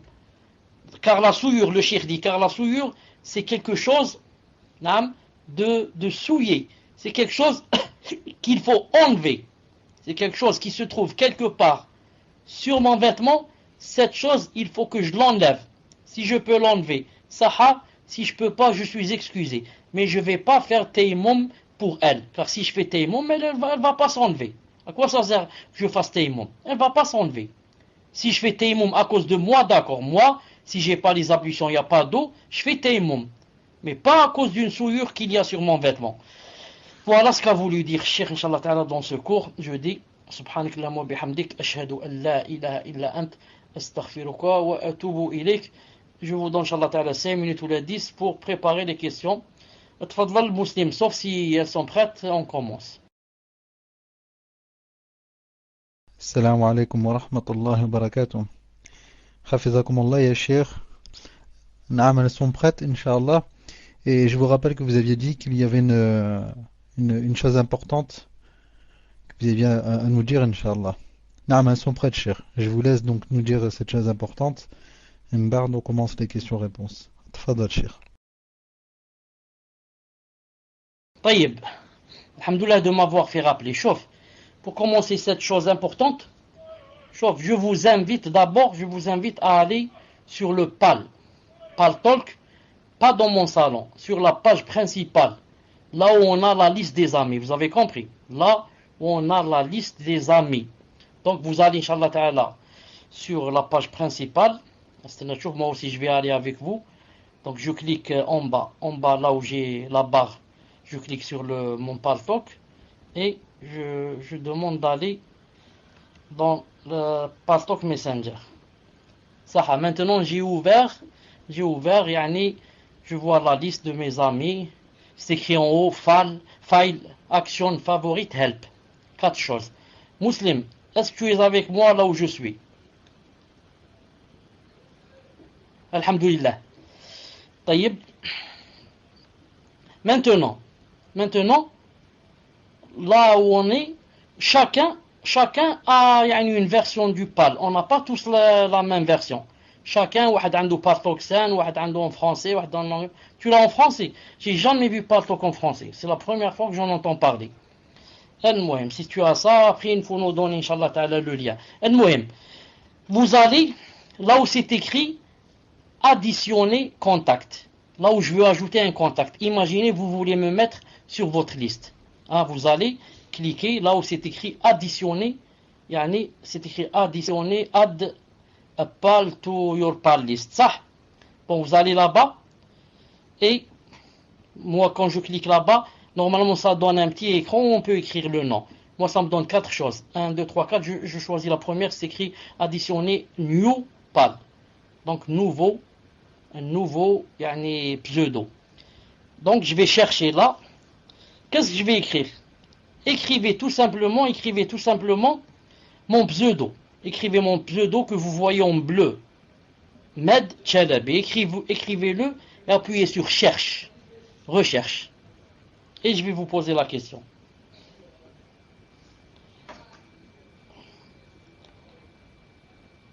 Il y en a deux. Taïb.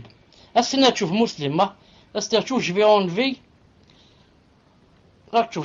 le rouge à Oumanel, est-ce que tu es là? Écris numéro 1, Oumanel, si tu es là, écris numéro 1. Peut-être elle n'est pas avec toi.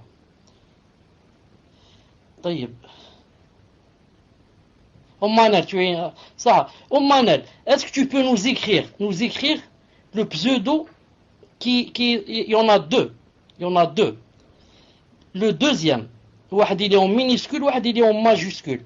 Est-ce que tu peux nous écrire le minuscule? Celui qui est en minuscule, barakallahu fiki, écris-le nous comme tu le vois. Écris-le nous comme tu le vois.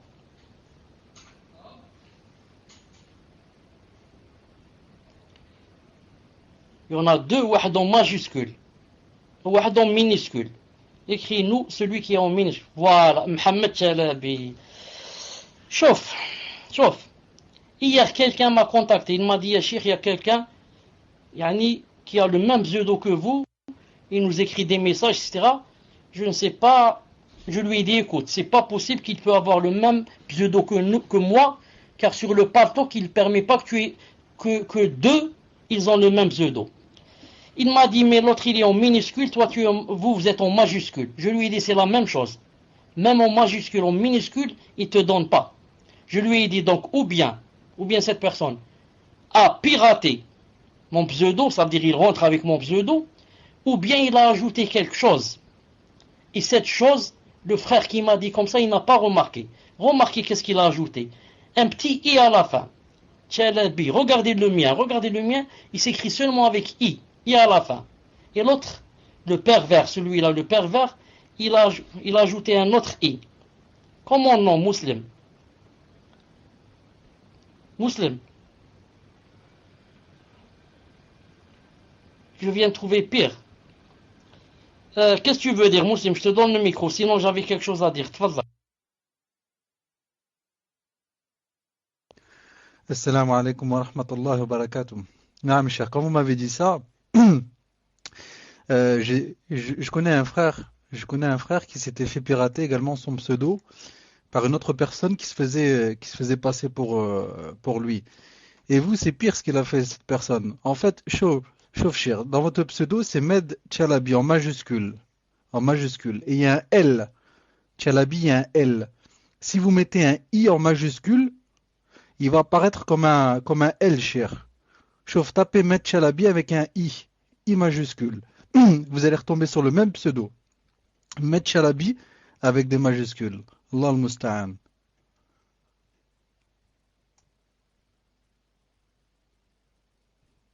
Car le frère qui s'était fait pirater son compte, il avait également un L. Et le L, il est facile à pirater. Le L, on met un I majuscule et ça ressemble au L.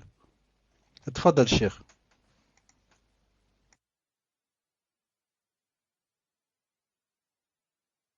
Al-Muhim. J'ai pas très bien compris ce qu'a voulu dire Muslim, mais le frère qui m'a fait la remarque n'a pas remarqué qu'il y avait un autre i. Il y avait un deuxième i. Enfin, il y avait un deuxième i, il l'a pas remarqué. Il a cru que c'était mon pseudo. Voilà, le L. Le L, en bas.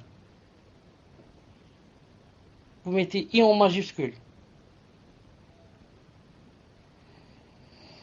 Allez, j'ai pas compris. Al-Muhim, chauffe. Moi, ce que je veux dire, et ce qui est très important, c'est que ce pervers-là, c'est un pervers, celui qui prend ton pseudo, c'est un pervers. Pourquoi? Car yuzawir. En arabe, yani, Allah Ta'ala a interdit de tazwir. Et celui-là, yuzawir. Ça veut dire il te fait passer à ta place, il parle en ton nom, il peut faire même peut-être des doros à ta place. Al-Muhim. Pourquoi j'ai dit ça? Pour deux choses très importantes. La première, ce pervers, qu'est-ce qu'il peut faire? Il peut, par exemple, parler avec des femmes et leur dire peut-être des choses qui ne sont pas bien. Et la personne ne va pas remarquer, elle va dire, c'est Chir qui m'a parlé, c'est Chir qui m'a dit ça, c'est Chir qui... Je ne sais pas qu'est-ce qu'il va dire à ma place. Vous avez compris? Il peut faire ça, c'est une chose très importante. Et c'est-à-dire, salir la réputation, salir le nom. Et la deuxième, voilà, Naam, il peut faire. Et la sœur qui ne remarque pas, comme le frère qui m'a dit ça hier au téléphone, il n'a pas remarqué, il m'a dit c'est le même prénom, les mêmes lettres. Il n'a pas remarqué qu'il y a un autre i. Donc la sœur, elle peut tomber dans le truc, le piège. Elle dit c'est lui, c'est son prénom, son nom, al-Muhim. Et la deuxième chose très importante qu'il peut faire, très très importante aussi, il peut même extorquer de l'argent. Il demande aux frères de l'aide. Il dit, tu sais, je travaille pas, et moi je fais des cours, aidez-moi un peu. Et je suis sûr que n'importe quel frère, s'il lui demande, par respect, il va lui envoyer. Et surtout même si c'est une sœur. Une sœur, c'est connu les sentiments, kada. Donc, comme mon cheikh nous fait des cours, il m'a demandé de l'argent, je lui donne pas. C'est aïb. Même par respect, comment je lui donne pas. Vous avez compris? Alors, attention, je vous ai averti, bi'idnillahi ta'ala. Je vous ai averti, bi'idnillahi subhanahu wa ta'ala. Ensuite, je demande à Muslim de dire al-Ghuraba. De mettre dans mon site. Sur la page d'accueil. Quand la première page s'ouvre, c'est écrit attention au pervers qui a ajouté un i. Yani que jamais il vous demande de l'argent, je ne sais pas quoi. Donc, je me désavoue, Inch'Allah Ta'ala, devant Allah Subhanahu wa Ta'ala. Tfadlal. Cher, je vais vous réexpliquer, Inch'Allah. Le frère qui s'est fait passer pour vous, c'est pas un i qu'il a rajouté. Parce que le i, ça se voit facilement, cher. Le frère qui vous a appelé, il vous aurait dit, il y a deux i. Chauffe, cher, vous voyez là où vous nous avez ramené pour faire une recherche d'amis, tapez Med, tapez comme votre pseudo en majuscule. Vous tapez Med Chalabi. Le L dans Chalabi, vous le remplacez par un I majuscule. Vous enlevez le L et vous mettez un I majuscule. Et vous faites la recherche. Et c'est pareil pour tous ceux qui sont présents dans le salon. Inch'Allah. Pour pas qu'ils se fassent avoir. Le L est facilement, on peut facilement le tromper, le L. On met un I majuscule, ça ressemble à L. Donc vous faites mettre Chalabi, le L vous le remplacez par un I majuscule. Tfadal cher. Asma, je trouve mon nom et mon prénom, c'est la même chose, rien n'a changé. Avec le I majuscule, rien n'a changé. Non, donc ça c'est plus grave, tu veux dire. Non, donc tu veux dire que c'est plus grave que d'ajouter un autre I, ça? C'est pire. Ah bah. J'espère que le pervers n'est pas avec nous, sinon il va faire ça. Famt? J'espère que il fallait même pas dire ça sur micro. S'il y a maintenant avec nous un takfiri ou là, il va faire ça. Famt? Fadlan. Mais non, cher, le pervers, ce fassaq, il l'a déjà fait. Parce que dans la recherche d'amis, c'est tous les pseudos qui existent. Ça veut dire que celui que je vous ai mis, avec le I majuscule, il existe. C'est un pseudo qui existe, qui a été créé, qui a été fait par la personne. Et à mon avis, le frère qui vous a contacté hier, pourquoi il a pensé que c'était vous? Parce que ce pervers avait pris votre pseudo en mettant un I majuscule à la place du L. Donc nous, on pense que c'est exactement la même chose. Walakin, c'est pas pareil. C'est pas pareil. Tfadal cher. Ce pervers a déjà pris ce pseudo. Non, Musta'an. Donc, puisque ça existe déjà, comment je vais savoir quand est-ce que c'est moi, quand est-ce que c'est lui? Famt?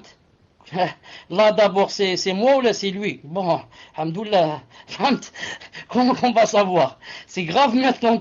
Famt? Bon là c'est grave. Famt? Attends une seconde, je vais demander à ma femme si c'est moi ou si c'est lui. Elle me reconnaît. Famt? Et je reviens. Ah ça. Wallah, mouchkila, wallah. Famt? Mouchkila là. Donc je savais pas, par là, que c'était possible à ce point. Non. Donc maintenant, donc maintenant, puisqu'il y a ce pseudo, donc la solution serait que dans la prochaine fois que je vais changer, que je vais renouveler l'abonnement, je dois changer, famt, je dois changer. Non. Et dire que l'autre ne m'appartient plus. Tfadal. Naam, cher. Pour savoir qui est le vrai, qui est le faux, c'est simple, Inch'Allah. Toutes les personnes qui sont présentes, ils rajoutent le faux pseudo, parce qu'à mon avis, tous les frères et sœurs ont votre pseudo dans leur liste. Metchelabi, celui que vous avez, tout le monde là. Allahu alam. Ils rajoutent le faux et ils font clic droit. Clic droit et je crois qu'on a bloqué ce contact en faisant un clic droit. Oui, bloquer un ami. Comme ça, la personne, si elle se connecte, elle sera en gris, elle sera grisée. Donc on saura que c'est pas le vrai. Je pense que c'est le mieux. Allahu alam. Tfadal, cher. Pour pas se faire duper.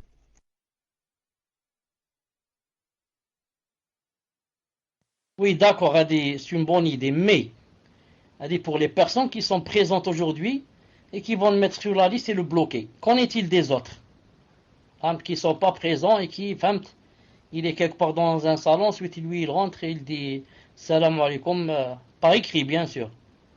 Ceci, cela. فهمت؟ المهم on dit حسبنا الله ونعم الوكيل. On dit حسبنا الله ونعم الوكيل. اتفضل إن شاء الله تعالى pour la première question. Naam, cher. Donc première question, Inch'Allah. Salam alaikum wa rahmatullahi wa barakatuh, cher. Hayakumullah wa hafizakumullah wa ahsanallahu ilaykum. Une sœur qui donne des cours à la mosquée m'a dit une fois qu'il faut mettre son doigt dans sa bouche au moment de madmadah. Mais j'ai trouvé le dalil Mais j'ai trouvé un dalil, mais j'ai trouvé deux dalils. Est-ce qu'il y a un hadith Mais je n'ai pas trouvé de dalil. Est-ce qu'il y a un hadith à ce sujet? Et qu'en est-il du fait de saluer le prophète à la troisième personne dans le Tashahhud? Ibn Mas'ud radiallahu anhu affirme que la paix soit sur toi, ô prophète. Nous disions cela de son vivant, mais une fois décédé, nous dîmes que la paix soit sur le prophète, rapporté par Al-Bukhari, Muslim, etc. Est-ce que cette manière de faire le tashahhud est conseillée ou mieux que la première? Et que disait le prophète sallallahu alayhi wa sallam? Car j'ai cherché dans plusieurs livres qui parlent de prière et j'en ai trouvé dans aucun d'eux. Jazakumullah khayran cheikh, qu'Allah Ta'ala vous élève en degrés, vous couvre de sa grâce et clémence et vous accorde le firdaus ainsi que les administrateurs. Amin. Tfaddal cheikh.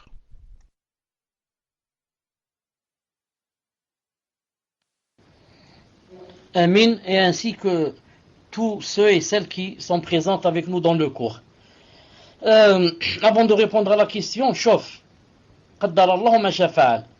Qaddarallahu ma shafa'al. Si c'était à refaire, comme a dit le prophète alayhi salam, si je devais si je devais recommencer ce que j'ai déjà fait, je n'aurais pas fait telle et telle chose. Si c'était à refaire, il fallait quoi?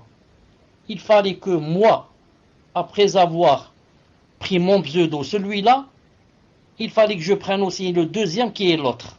C'est-à-dire moi, normalement il faut quoi? Que je prenne aussi le deuxième pseudo, que je le garde même si je ne l'utilise pas. Vous avez compris? C'est-à-dire moi, si ça devait se recommencer, j'avais cette notion dans la tête, j'aurais pris les deux pseudos.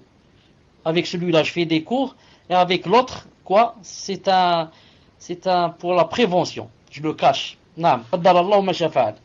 Donc je dis, il n'y a rien d'authentique dans la sunna du prophète sallallahu alayhi wa sallam que quelqu'un, quand il fait les ablutions, il arrive à sa bouche, que lorsqu'il rentre de l'eau, il doit mettre sa main.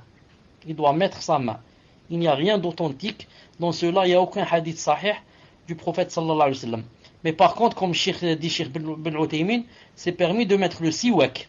C'est permis que quand quelqu'un met l'eau dans sa bouche, qu'il mette le siwak par exemple. Mais faire rentrer sa main, il n'y a pas ça, son doigt plutôt, il n'y a pas ça dans la sunna du prophète sallallahu alayhi wa sallam. Et je crois que tu avais ajouté une chose que j'ai oubliée. Tfaddal. Naam cheikh, sur le tashahhud. Tfaddal cheikh. Pour le tashahhud, d'après Al-Bani rahimahullah, Abdullah ibn Mas'ud, le grand compagnon radiyallahu ta'ala anhu, a dit que, au temps du prophète sallallahu alayhi wa sallam, quand il était vivant, on faisait tashahhud. Quand on arrivait à lui sallallahu alayhi wa sallam, on disait, bon, je commence du début pour ne pas oublier, tahiyatullah, zakatullah, tayyibullah. Il a dit, salamu alayna wa ala ibadillah salihin, salamu alayka, et il a dit que, quand il était vivant, on disait salamu alayka. Salamu alayka. Yani, ayyuhan nabi. Il a dit, quand il est mort, on disait plus, on lui parlait plus à lui, on disait salamu ala nabi, directement. Quand il était vivant, on disait salamu alayka, ayyuhan nabi.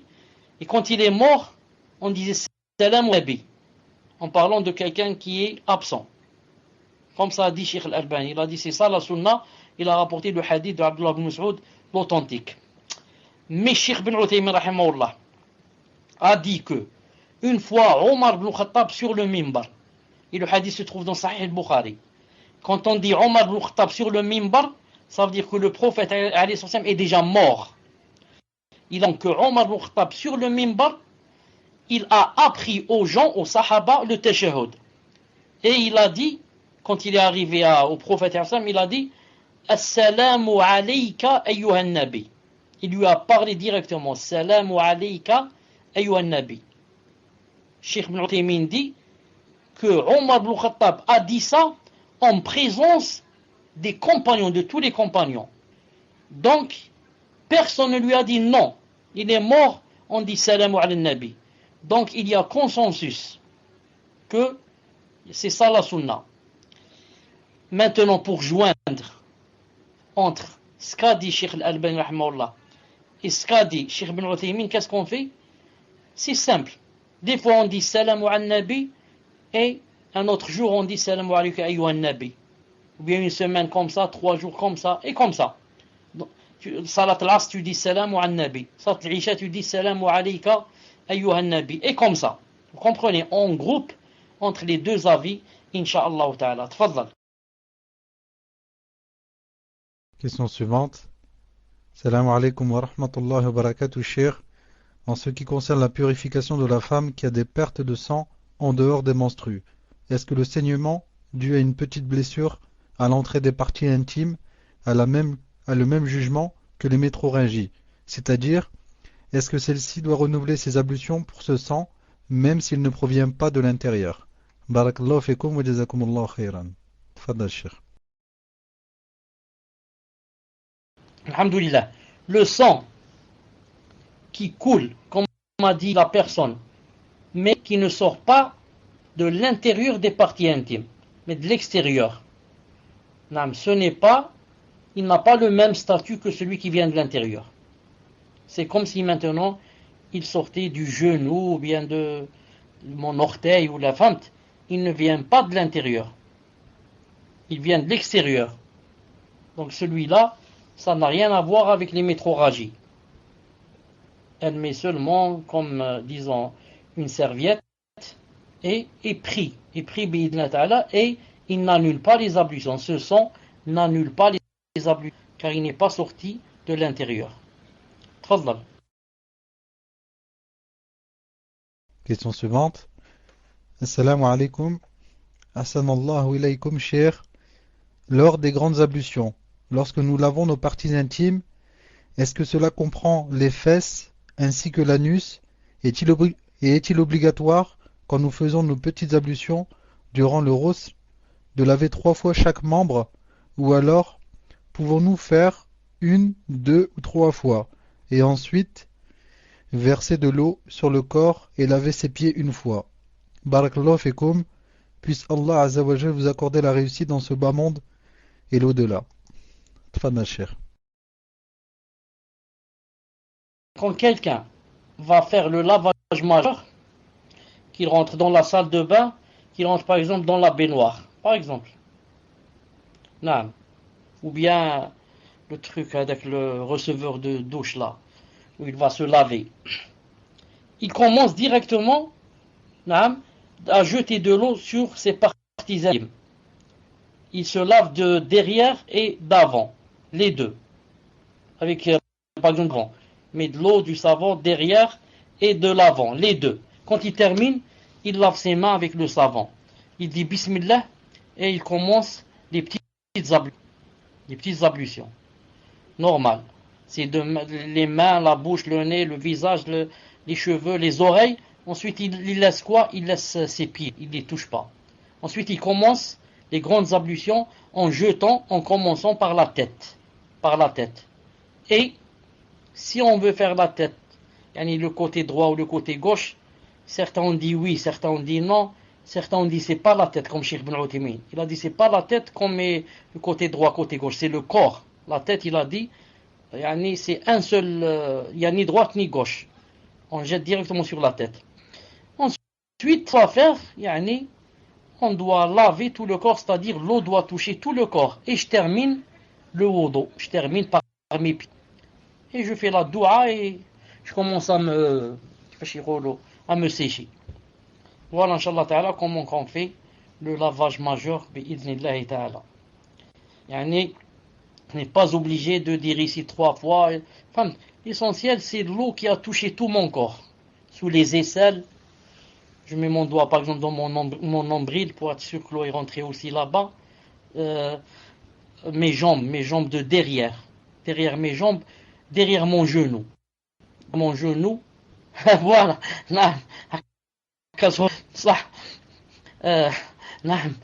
Le derrière le genou. J'ai peur, j'ai dit peut-être l'eau n'a pas touché ici. Je mets ma main comme ça derrière mon genou. Et alhamdoulilah, maintenant, autrefois c'était difficile un peu. Le lavage, il n'y avait pas assez d'eau. Non. Donc c'était un peu difficile, peut-être l'eau n'a pas touché tous les endroits où il faut. Maintenant, Allah barak, il y a des gens qui, pour le lavage majeur, il y a des gens qui, une citerne. Il leur faut une citerne d'eau pour le lavage majeur. Non, c'est vrai, c'est vrai. Quelqu'un une fois m'a dit que, quand je lui ai dit que le prophète islam est de lavage majeur, avec même pas un litre d'eau, le prophète islam a fait une fois le lavage majeur. Il a dit, moi, seulement pour mon nombril, il me faut une casserole. Je remplis la casserole juste pour mon nombril. J'ai dit, donc toi, pour lavage majeur, je sais pas alors. Non. Donc je dis maintenant, Inch'Allah, de nos jours, c'est très facile. Il faut être sûr que l'eau a touché partout. Et maintenant, quand on a la douche, avec le truc sur la tête, hein, maintenant, en général, l'eau touche partout, bi'idnillah. Tfadla. Ma question suivante. Assalamu alaikum, cher. Je suis une sœur. J'aimerais savoir si après s'être réveillé, on remarque qu'on a du liquide blanc sur ses sous-vêtements. Est-ce une souillure, c'est-à-dire doit-on laver le sous-vêtement? Aussi, j'ai écouté vos doros de Aqida et de Fiqh, masha'Allah, ils m'ont énormément enrichi, walhamdulillah. Étant donné que j'étais au Maroc, je n'avais pas internet pour vous poser mes questions.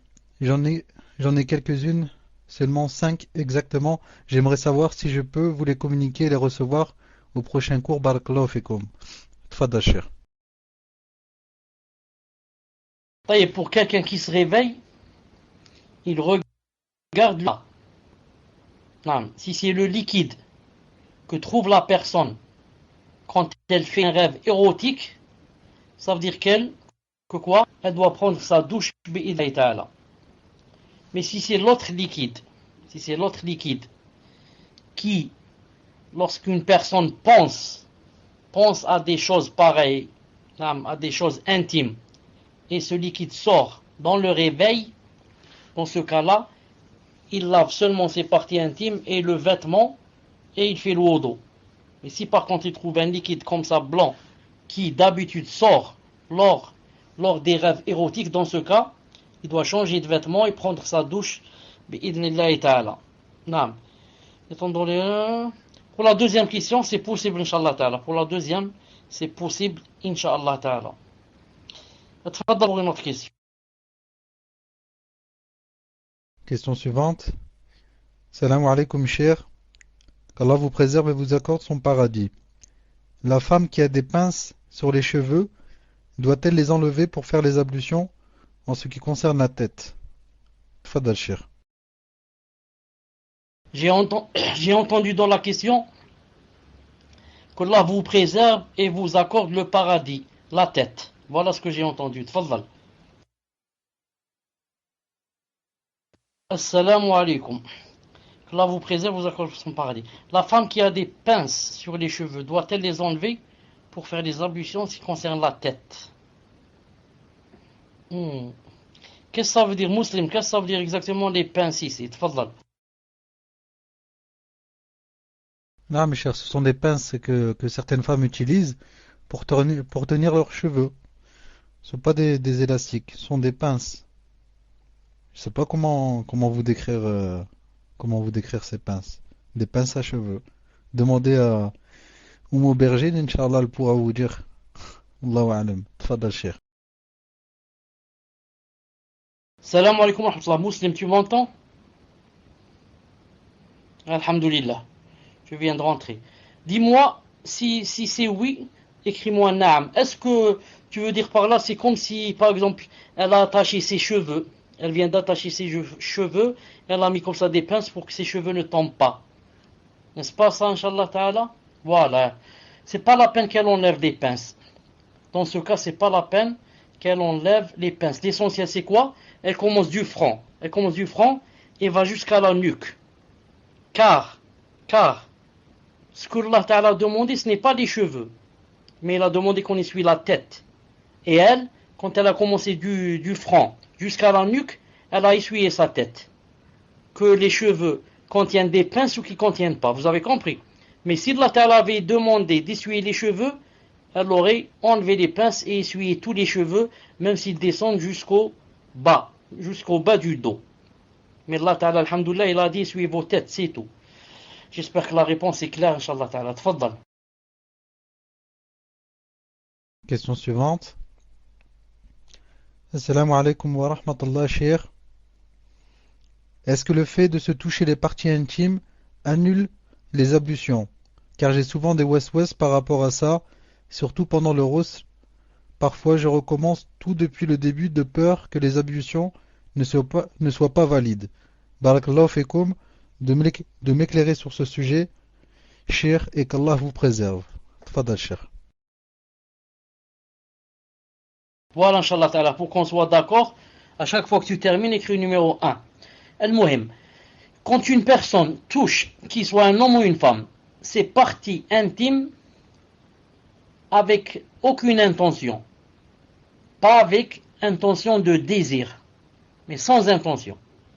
Dans ce cas, Inch'Allah Ta'ala, comme dit Cheikh Al-Albani, rahimahullah, il dit que on ne refait pas les ablutions.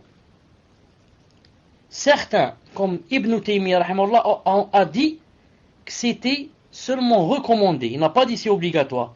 Il a dit c'est recommandé, c'est-à-dire c'est mieux. Mais Cheikh Al-Albani, rahimahullah, a dit que il n'y avait aucune obligation. À condition, il a dit que quoi? Que quand je touche mes parties intimes, je les touche pas avec le désir, pas avec shahwa, sans désir. Dans ce cas, Inch'Allah Ta'ala, donc, pour la personne qui prend sa douche ou là, il n'y a aucun mal ni waswas à avoir, bi'idna Ta'ala, tant qu'elle n'a pas touché avec désir. Taïb, tfadla. Et les hadiths, vous connaissez, le hadith de Talq et le hadith de, comment il s'appelle ça, le compagnon, où le prophète sallam, dans un hadith, il a dit quiconque touche ses parties intimes, il fait le wudu. Et l'autre hadith, où il a dit, est-ce que les parties intimes ne sont qu'un membre de toi? C'est-à-dire que c'est comme si tu as touché ton nez ou bien tes oreilles, ou bien c'est la même chose, il a dit. Et pour joindre entre les deux hadiths, les savants ont dit que si c'est par désir, on refait. Si c'est pas par désir, c'est seulement un membre comme tous les autres membres, comme mon nez, comme mes oreilles, comme mes pieds. Tfadla. Question suivante. Salam alaikum wa rahmatullahi wa barakatuh. Qu'Allah Azza wa Jalla vous préserve tous. J'ai une question par rapport au fait de mettre les chaussures ou pantoufles si on prie à la maison, à notre gauche lorsque l'on prie. Est-ce qu'il y a une preuve sur cela? Barakallahu fekum. Tfaddal, Cheikh. Tu n'as pas écrit numéro 1, tu as oublié. Al-Muhim. Voilà. Les deux hadiths que j'ai cités sur le fait de refaire les ablutions, ne pas refaire, c'est le hadith de Talq et Boussra. Pour les pantoufles, quand on va faire la prière, si on les met à gauche, il y a un hadith du prophète sallallahu alayhi wa sallam qui dit quand on prie, il a dit on ne met pas les chaussures en face de soi, mais il a dit on les met à gauche. S'il y a quelqu'un à notre gauche, on les met entre nos pieds. S'il y a quelqu'un à notre gauche, qu'est-ce qu'on les met? On les met entre nos pieds. Mais s'il n'y a personne, on les pose à gauche. Non. Mais je vois pas, peut-être la personne n'a pas bien compris la question, plutôt la chose. Le prophète islam parle ici, quand on est par exemple dans la mosquée, on n'a pas opposé les chaussures. Mais maintenant, si j'ai un endroit où je laisse mes chaussures derrière moi, pourquoi je viens aller mettre là à ma gauche, il me gêne? Vous avez compris? Je les laisse derrière moi, ou bien je les laisse dans le couloir, ou bien je les laisse dans une autre chambre. Maintenant, si je suis rentré dans la pièce où je vais prier, je peux les laisser par exemple derrière moi. C'est mieux qu'ils soient à ma gauche, ils me gênent. Mais si je n'ai plus le choix que entre les mettre à ma gauche ou à ma droite, ou en face de moi, où je dois les mettre, je les mets à ma gauche. Naam, tfadlal. Question suivante. Assalamu alaikum wa rahmatullahi wa barakatuh, Cheikh. Qu'Allah Azza wa Jalla vous préserve de tout mal et déverse sur vous une part de miséricorde. Vous avez parlé de grandes ablutions et vous avez dit qu'on devait laisser les pieds et commencer par le corps. Pourriez-vous nous dire quel est l'avis le plus fort? Car j'ai un livre de Cheikh Al-Albani, rahimahullah, qui dit qu'il faut faire les petites ablutions avec les pieds, puis commencer le ghusl Pouvez-vous m'éclairer? Cher Jazakumullah khayran, Hayakum ar-Rahman. Tfadal, cher. Vous avez parlé des grandes ablutions, vous avez dit qu'on devait laisser les pieds et commencer le corps. Ensuite, on termine par les pieds. Pouvez-vous nous dire quel est l'avis plus fort? Car j'ai un Cheikh Al-Albani qui dit qu'il faut faire les petites ablutions avec les pieds. On termine les pieds, puis on commence le rostre. Naam, ce qu'a dit la personne est vrai. Il y a deux avis. Le hadith de Aïcha, lui-même, comporte deux versions. Et il se trouve dans le Bukhari. Subhanallah al-Azim. Un hadith où elle a dit, on laisse les pieds. Un hadith où elle a dit, on termine les pieds et on commence par le rostre. Les deux que vous faites, c'est possible. Et l'avis que les savants citent le plus, c'est celui où on laisse les pieds. Où on laisse les pieds et on termine avec. C'est l'avis que les savants citent le plus, car c'est cet avis, si j'ai une bonne mémoire, qui est dans le Bukhari. Mais il y a une autre version de Aïcha radiyallahu ta'ala qui dit que on termine les pieds et on commence le rostre. Donc si vous faites les deux, c'est Inch'Allah ta'ala permis. Et si vous laissez les pieds jusqu'à la fin, c'est l'avis le plus courant, Inch'Allah ta'ala. Fadlan. Une seconde, Inch'Allah ta'ala, une seconde. Naam. Et si vous voulez bien lire cette chose avec les deux avis et les dalils, vous lisez le livre de Boulough al-Maram, expliqué pas par Cheikh Ibn Uthaymin. Attendez, comment il s'appelle, un grand savant d'Arabie Saoudite, un contemporain. Peut-être qu'il est vivant, peut-être qu'il est mort, ça fait pas longtemps. Attendez, comment il s'appelle? Il a expliqué Boulough al-Maram. Très connu son nom. Et il donne beaucoup. Il explique d'abord l'ouratan, que veut dire ce mot, ensuite il donne des règles, ensuite il dit ce qu'on dit les Mujma' al-Fatwa. Et attendez, comment il s'appelle ce savant là, très connu, c'est un contemporain. Il a expliqué Boulough al-Maram. Malish, si je me rappelle, je vais vous le dire, Inch'Allah ta'ala. Tfadla. Question suivante. Assalamu alaikum wa rahmatullah. Est-ce qu'il fait partie de la sunna le fait de boire les dernières gouttes d'eau après le wudu? Tfadal, cher. Je n'ai pas entendu la question, barakallahu fik. Est-ce que ça fait partie de la sunna, le fait de boire les dernières gouttes d'eau après le wudu? Je n'ai jamais entendu quelqu'un des savants dire que cela faisait partie de la sunna. Wallahu alam. Personnellement, je dis personnellement, je n'ai jamais lu ou entendu quelqu'un dire que cela faisait partie de la sunna. Wallahu subhanahu wa ta'ala a'lam. Tfaddal. Question suivante. Salam alaikum shaykhana. Hayakumullah. Est-ce que la personne, lorsqu'elle fait son rosr, en même temps, elle urine, est-ce qu'elle doit recommencer son wudu en sortant de la douche? Barakallahu fikum. Tfaddal, cher. Oui, elle doit recommencer son wudu.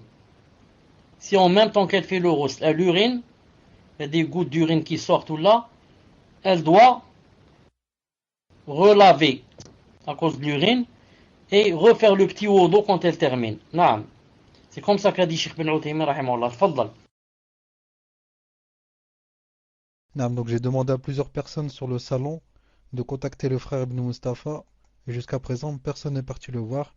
Donc on passe aux questions d'ordre général, Inch'Allah. Salam alaikum wa rahmatullahi wa barakatuh, cher. Une sœur dit, lorsqu'on arrive au Jumu'ah et que l'imam est déjà sur le minbar, sachant que la mosquée est pleine et qu'il y a dehors une monsalla, à partir de quand on ne doit plus parler car il se peut qu'on rencontre des sœurs en train d'arriver en même temps, en retard, et qui passent le salam alors qu'on n'est pas encore sur le lieu de la monsalla, mais on entend le prêche. Fait-on les deux raka'at ou pas? Barakallahu fikum, cher, qu'Allah vous récompense. Tfadal, cher. Naam. Lorsqu'on arrive, dans le Moussalla. On arrive, ici il y a la mosquée, il y a Moussalla avant d'arriver. On arrive dans la Moussalla, on ne peut plus parler. Pourquoi? Car on doit écouter d'un côté le prêche et de l'autre ne pas gêner. Ne pas gêner ceux qui sont en train de quoi? En train d'écouter.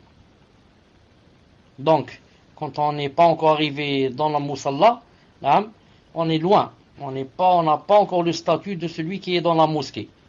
C'est comme si j'habitais en face de la mosquée. J'habite en face de la mosquée et je suis une femme. Là, est-ce que je suis obligé d'écouter al khutba? Non, parce que je ne vais pas prier là-bas. Vous avez compris? Et maintenant, si la personne, elle est juste au milieu, il lui reste quelques pas et elle a des doutes ou là, alors qu'elle fasse le salam seulement avec la tête, sans parler. Qu'elle fasse le salam seulement comme ça avec la tête et elle lui répond comme ça avec la tête, c'est-à-dire en bougeant juste les lèvres. Elle se fait entendre, elle, c'est tout, pas les autres.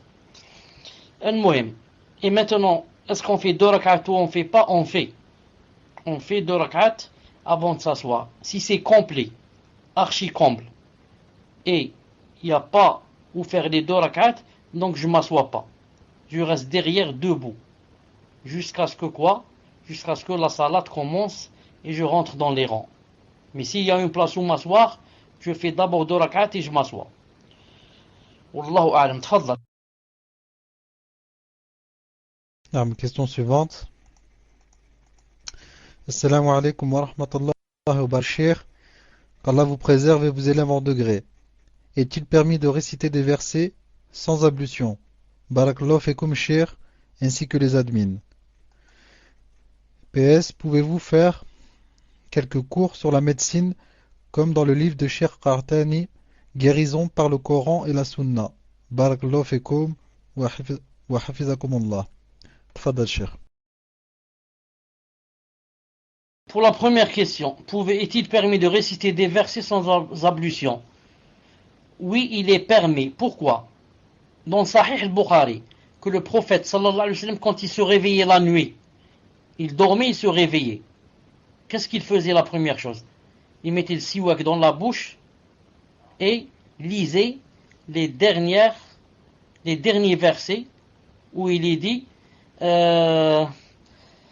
c'est pas Aman al-Rasoul, l'autre Inna fi khalqi samawati wal ardi ikhtilafi al-layli wan nahari la ayat li uli al-albab. Il lisait ces versets jusqu'à la fin. Et c'est sûr que se réveillant du sommeil, qu'il avait perdu les ablutions. Ça y est. Donc, il va vers les ablutions pour les faire en lisant le Coran. Ça veut dire qu'il était sans les ablutions. C'est ça le dalil, Inch'Allah Ta'ala. Pour la deuxième question, pouvez-vous faire quelques cours sur la médecine, etc. C'est à jeudi. Regardez, chaque personne souhaiterait que celui qui fait les cours fasse les cours sur la matière qui elle aime et elle désire et vers laquelle elle penche et vers laquelle elle trouve masha'Allah de la foi non. Mais seulement je lui dis que pour moi c'est pas possible par exemple de faire tout ce que veut l'élève qui assiste. Quelqu'un te dit je voudrais sur les doigts, l'autre il dit je voudrais sur le tawhid, l'autre il dit je voudrais sur la médecine, l'autre il dit je voudrais sur le qiyama, l'autre il dit je veux sur la tombe, l'autre il dit je veux sur le wudu, et l'autre. Non. Moi j'essaie Inch'Allah Ta'ala au maximum de faire les choses que je peux bi'idhnillahi ta'ala. Si jamais vient l'occasion de faire des cours sur la médecine, sur le ruqya, etc. Inch'Allah Ta'ala, je ne raterai pas l'occasion bi'idhnillahi subhanahu wa ta'ala. Naam. Et pour le livre, c'était Al-Bassam. Hafidahullah, je parlais de lui, celui qui a expliqué Boulough al-Maram. Donc, barakallahu fiha pour la personne qui m'a rappelé son nom, Inch'Allah Ta'ala. Tfadlal. Pour dire, sur la médecine, il n'y a pas aussi comme le livre de Ibn al-Qayyim, Zad al-Ma'ad. Zad al-Ma'ad, qui s'appelle aussi Al-Huda. C'est l'un des meilleurs livres qu'il y a dans le monde sur la médecine prophétique. Tfadlal. Alors, question suivante, cher. Question d'une sœur. Assalamu alaikum wa rahmatullahi wa barakatuh. Ahsanallahu ilaykum, shaykhana. Je reviens de Umrah et j'ai été très déçu du comportement de certains de nos frères et sœurs. Beaucoup de bousculades, de coups dans le dos pendant le tawaf et aussi beaucoup d'innovations. Du côté des femmes, chacune garde jusqu'à 3 places pour la salat, qu'on croit vide. Et quand on veut s'asseoir, c'est non, tu ne peux pas. Va ailleurs, ici c'est pris. Pouvez-vous nous faire un bref rappel sur le comportement dans la maison sacrée, bi'idnillah, et comment devons-nous nous comporter quand nous sommes confrontés à de tels comportements? Barakallahu fikum shaykhana. Tfadal sheikh. Naam. La première faute, c'est quoi? C'est que les gens qui vont aller au Hajj ou bien à la Umrah croient que, en allant là-bas, puisque c'est la maison d'Allah subhanahu wa ta'ala, c'est yani, la ville du prophète, c'est là-bas que Jibril descendait, etc. Donc la première des fautes qu'on va faire, on va croire qu'on va rencontrer là-bas des anges, des êtres humains, mais avec un comportement d'ange. Alors qu'en fait, les gens qui vont là-bas, qui vont au Hajj ou Umrah, ce sont des gens comme nous. Et des gens qui viennent de tous les pays du monde, qui viennent des pays où il y a les plus grandes bid'ah, comme le Bangladesh, comme l'Afghanistan, comme l'Inde, qui viennent de la Chine, qui ne connaissent rien dans le din, rien. Moi, j'ai quelqu'un de ma famille qui est allé rester 4 ou 5 ans en Chine. Il m'a dit, je suis rentré dans une mosquée, j'ai prié en mettant la main droite sur la gauche, sur ma poitrine, comme faisait le prophète sallallahu alayhi wa sallam. Il m'a dit, quand j'ai terminé, 3 personnes m'ont appelé, entre autres un vieux, je parle d'un vieux de 80 ans là. Ils lui ont dit, écoute, Wallah al-Azim, chauffe, si tu refais encore une salat avec les mains, au lieu de les mettre sur tes hanches, tu les mets comme ça sur ta poitrine, Wallah al-Azim, on va te casser ta mâchoire. Comme ça, ils lui ont dit, Wallah al-Azim, tu vas pas sortir vivant de cette mosquée. On va te montrer, toi. Donc, tu vois, celui-là, il va aller au Hajj. Tu vas le rencontrer dans le Hajj. Donc, quand on va au Hajj et au Umrah, il faut s'attendre à trouver les plus grands innovateurs. Non, les plus grands innovateurs. Les plus grands mubtadi'a, les plus grands, tu vas les trouver là-bas. Donc, en allant d'ici, il faut avoir dans la tête que voilà qui je vais rencontrer. Il ne faut pas m'étonner. Il faut avoir au maximum la poitrine large. Non, pour pardonner. Khlas. Pardonner au maximum. Sinon, tu vas revenir de là-bas, ou plutôt là-bas, tu vas te bagarrer. Tu vas, je sais pas quoi, tu vas aller au tribunal, au lieu de rester là-bas devant la Kaaba. Donc de là, il faut savoir. Comme il y a autre chose aussi très importante. C'est quoi aussi la chose très importante? Dans la même perspective, les gens donc vont croire que quand on va aller au Hajj et Umrah, la Mecque et Médine, donc il n'y a pas aussi de voleurs. Le miskin, il va prendre sa sacoche, il va la mettre comme ça autour de ses hanches, comme une ceinture, et il ne va pas lui donner d'importance. Il te dit, subhanallah, je suis devant la maison d'Allah. Il y a quelqu'un ici qui va me voler. Alors que il y a des voleurs, des spécialistes, qui volent spécialement, quand tu es en train de tourner autour de la Kaaba, quand tu fais tawaf. Dès que tu termines, tu trouves que tu n'as plus ta sacoche qui était accrochée. Et tellement il y avait de monde que tu n'as pas remarqué quand tu l'as coupé avec un rasoir, avec une lame gilette ou la rasoir, on te l'a coupé et on t'a pris. Subhanallah al-Azim. Imaginez un homme, comment on dit de lui, un homme qui a les pieds coupés. Il marche avec quoi? Il marche avec ses 2 mains. Vous comprenez? Il a les pieds coupés. Donc, c'est avec ses 2 mains qu'il marche. Qu'est-ce qu'il met dans ses 2 mains? Comme des souliers. Pour ne pas avoir mal aux mains, il marche comme ça, donc avec ses mains. Il n'a pas de pieds.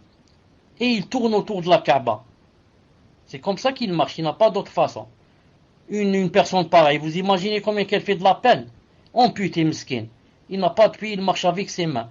Vous imaginez une personne pareille, combien qu'elle fait de peine. Une personne pareille, qui marchait avec ses mains autour de la Kaaba, c'était un spécialiste du vol. Subhanallah al-Azim. Est-ce que toi, tu vas imaginer qu'une personne pareille va te voler? C'est un spécialiste du vol. Il ne peut pas s'approcher d'une personne sans la voler, sans que la personne ne remarque ou bien ne l'accuse. Même si la personne se voit voler, elle va dire c'est pas celui-là miskin. C'est tout le monde qui a volé sauf cette personne. Et pourtant cette personne, on l'a prise, c'est l'un des plus grands voleurs. Donc il y a des gens qui viennent spécialement à la Mecque, spécialement. Il va dire c'est son travail.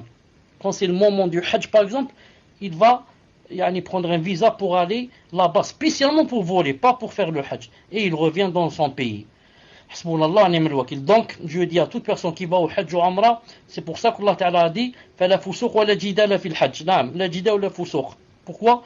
Parce que la rafata ou la fusuq ou la jidal. Parce que vraiment là-bas, on peut trouver tout et on risque de perdre son Hajj. Si on ne connaît pas des choses pareilles, on va dire comment se fait-il? Moi je croyais que au Hajj il n'y avait pas ça. Au Hajj, tu vas trouver des femmes, pas des hommes, qui fument. Tu la vois avec sa cigarette en train de fumer. Bien sûr, des Iraniennes. Des Iraniennes. Tu vas dire, oh, c'est adib, tu vas dire, comment il y a ça au Hajj?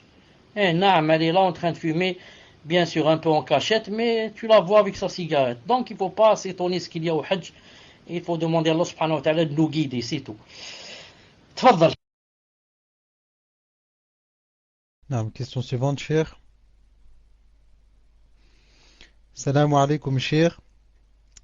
Il y a une sœur qui s'est mariée, qui a fait une fatha comme les gens disent ici, il y a 10 ans de cela, avec un Français dont elle dit il s'est reconverti en prononçant la shahada, et aujourd'hui elle a 3 enfants avec lui, mais aujourd'hui cet homme ne prie plus depuis très longtemps et ne cherche pas à pratiquer la religion, et il n'a jamais appris comment pratiquer la religion, ni apprendre des sourates, etc. La mère de cette sœur aujourd'hui accepte de recevoir les enfants chez elle, mais quand sa fille travaille, elle demande à sa mère de les tenir, mais sa mère refuse de les tenir, parce qu'elle dit que ce sont des enfants d'un kéfir, car leur père ne prie pas. La question est, la question est, chère, est-ce que cette grand-mère a-t-elle raison de refuser de tenir ses petits-enfants? Et quels conseils devons-nous donner à la grand-mère vis-à-vis de ses petits-enfants et de cet homme? Tfadal, cher. Je dis à cette grand-mère, si elle m'entend, et supposons que le mari de sa fille, c'est ça, c'est question du mari de sa fille, supposons que son beau-fils, soit un bouddhiste, et que ces enfants-là, ce sont des bouddhistes. Est-ce que ce serait interdit en islam de les garder pour sa fille? Si sa fille doit aller travailler ou doit aller étudier ou je ne sais pas où elle va, dans quelque chose de halal, et qu'elle lui dit garde-moi mes enfants qui sont des bouddhistes. Vous comprenez, des bouddhistes.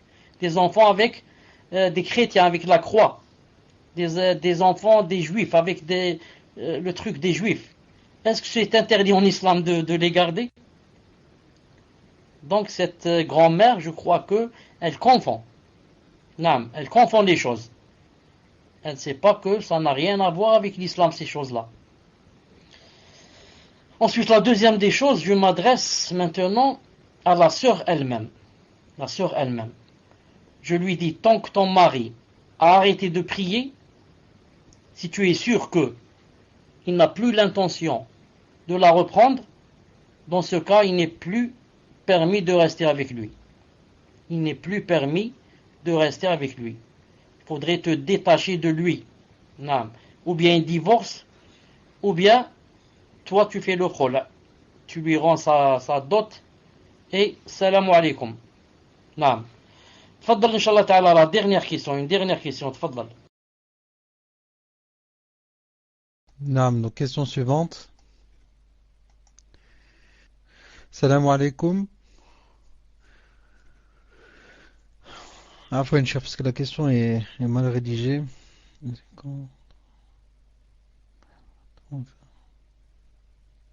Non, cher, c'est pas que je choisis, c'est une question sur le cours. Une personne avec qui j'avais demandé de contacter Ibn Mustafa. Euh, Salam alaikum. Lorsqu'une femme a les pertes, laquelle je comprends pas la question. Non, mais je vous la pose, je vous l'écris, cher. Mais elle est mal rédigée, elle est mal rédigée.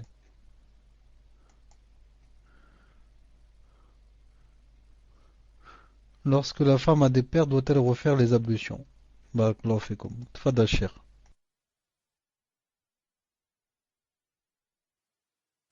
En fait, c'est très clair. Pourquoi Yani, qu'est-ce qui est mal rédigé en cette question? Je trouve qu'elle est très claire.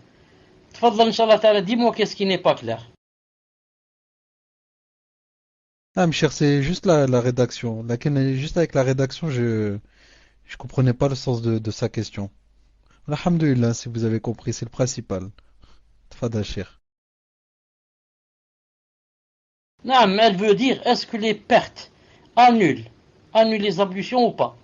Elle aurait pu rédiger ainsi. Elle aurait dit, est-ce que les pertes annulent les ablutions ou pas? Ça aurait été mieux, Inch'Allah Ta'ala. Non. L'avis, Inch'Allah Ta'ala, le plus fort, c'est que ça n'annule pas. Ça n'annule pas les ablutions. Et certains ont dit, ce n'est même pas de la souillure. Les pertes blanches. Non, ils ont dit, c'est même pas de la souillure. Les pertes qui n'arrêtent pas à chaque fois de sortir. L'avis le plus fort, ils ont dit, ça n'annule pas les ablutions. Et d'autres ont dit, c'est même pas de la souillure. C'est-à-dire qu'elle peut prier comme ça, sans même laver le vêtement. Mais si par prudence elle voulait le laver, ou laver l'endroit, Inch'Allah Ta'ala que ce serait mieux. Wallahu Ta'ala alam. As-tu une autre question, Inch'Allah? On ne termine pas par celle-là. As-tu une autre question, Inch'Allah Ta'ala? Tfadlal. Naam, alhamdulillah, l'autre personne a contacté le Frère Ibn Mustafa. Euh, Assalamu alaikum wa rahmatullahi wa barakatuh. Hafizakum Allah ya Cheikh. Ok, sinon, cher, il y a trois petites questions sur les trois dernières sur le cours. Si vous voulez, je vous lis les trois. Elles sont rapides, Inch'Allah. Si vous voulez, je fais les trois. Euh, ok. Si je fais salat et après avoir prié, je me rends compte que je n'avais pas lavé mes pieds, mais juste passé sur mes chaussettes durant les ablutions, alors que j'aurais dû les laver. Dois-je refaire salat? Une sœur a entendu à la parabole que le da'i et l'arifi a dit que de couper les ongles annule les ablutions. Les sœurs lui ont répondu, il n'est pas connu des fuqaha que cela annule les ablutions. À votre avis, cher, sur quoi s'est-il basé pour dire cela et comment doit-on répondre à cette sœur car elle le met en pratique? Et la dernière, Bénillah, cher, est-il permis de retenir un gaz alors que l'on est alors que l'on n'est pas en prière et prier avant et prier après s'être retenu de ce gaz? Tfadal, cher. Pour la première question, naam, si elle devait laver les pieds, je dis bien que, par exemple, c'est terminé le moment du mesh, elle ne peut plus essuyer, elle a dépassé 24 heures. Et si elle devait laver, elle n'a pas lavé, elle a oublié. Elle a fait la salat avec essuyement. Dans ce cas, ce n'est pas valable. Elle doit refaire sa salat. Pour la deuxième question de l'alif, et on va la laisser pour la dernière. Et pour la dernière, attendez, je vais me combattre avec Alzheimer pour essayer de la trouver. La troisième. La hawla wa la quwwata illa billah. طيب, c'est quoi la troisième? Non, ما كاش. Au contraire, il faut de l'hyène, je l'ai pas trouvé. Femme, il n'y a pas ici, ça se vend pas. Je pense que ça donne ouais, pour le gaz. Pour le gaz, on peut le retenir. Naam. Je peux retenir. Naam. Ensuite, aller faire ma prière. Il vaut mieux plutôt que je laisse ce gaz partir et ensuite je vais aller faire les ablutions et je vais Je vais me faire du travail. Si je peux me retenir, il n'y a pas de quelque chose qui interdise cela. Il n'y a pas quelque chose qui interdise cela. طيب, autre chose, pour la question de l'arifi, je l'ai laissé à la fin, car quand tu as parlé de lui, ça a sauté. Est-ce que l'arifi dit, elle a entendu, que si on coupe les ongles, ça annule le wudu ou bien ça n'annule pas? Qu'est-ce qu'il a dit lui? Ça annule ou ça n'annule pas? Tfadhal. Ah, mais il dit que ça annule, Cheikh. Je dis, Inch'Allah Ta'ala, qu'il n'y a aucun dalil. Il n'y a aucun dalil, ni dans le Coran, ni dans la Sunna, que celui qui coupe ses ongles doit refaire le wudu. Pour refaire le wudu, il faudrait qu'une chose sorte de nous. Ce qu'on a dit tout à l'heure, il faudrait faire un événement. Un petit événement ou un grand. Ou bien, à la rigueur, manger quoi? Manger de la viande du chameau. Et encore, la viande du chameau, certains ont dit, tu dois refaire les ablutions, mais n'ont pas dit que ça annule. Il a dit, même si ça n'annule pas, tu dois refaire les ablutions après avoir mangé de la viande du chameau. Vous savez pourquoi? Pourquoi spécialement le chameau? Pourquoi pas la vache ou là? Le chameau, vous savez, il a un caractère, ce qu'on appelle vindicatif. Vindicatif, ça vient de vengeance. Le chameau, si jamais, par exemple, tu le frappes ou bien, qu'est-ce qu'il fait? Il te laisse 2, 3 mois, 4 mois, tu oublies. Ensuite, si jamais il te mord, il t'enlève une partie de ton corps. C'est plus grave que la morsure d'un chien ou de je ne sais pas qui. Alors, en mangeant le chameau, on va avoir un peu de son caractère. C'est pour ça qu'on doit vite faire les ablutions. Car le prophète, qu'est-ce qu'il a dit du chameau? Il a dit que sur chaque bosse du chameau, il y a un shaitan.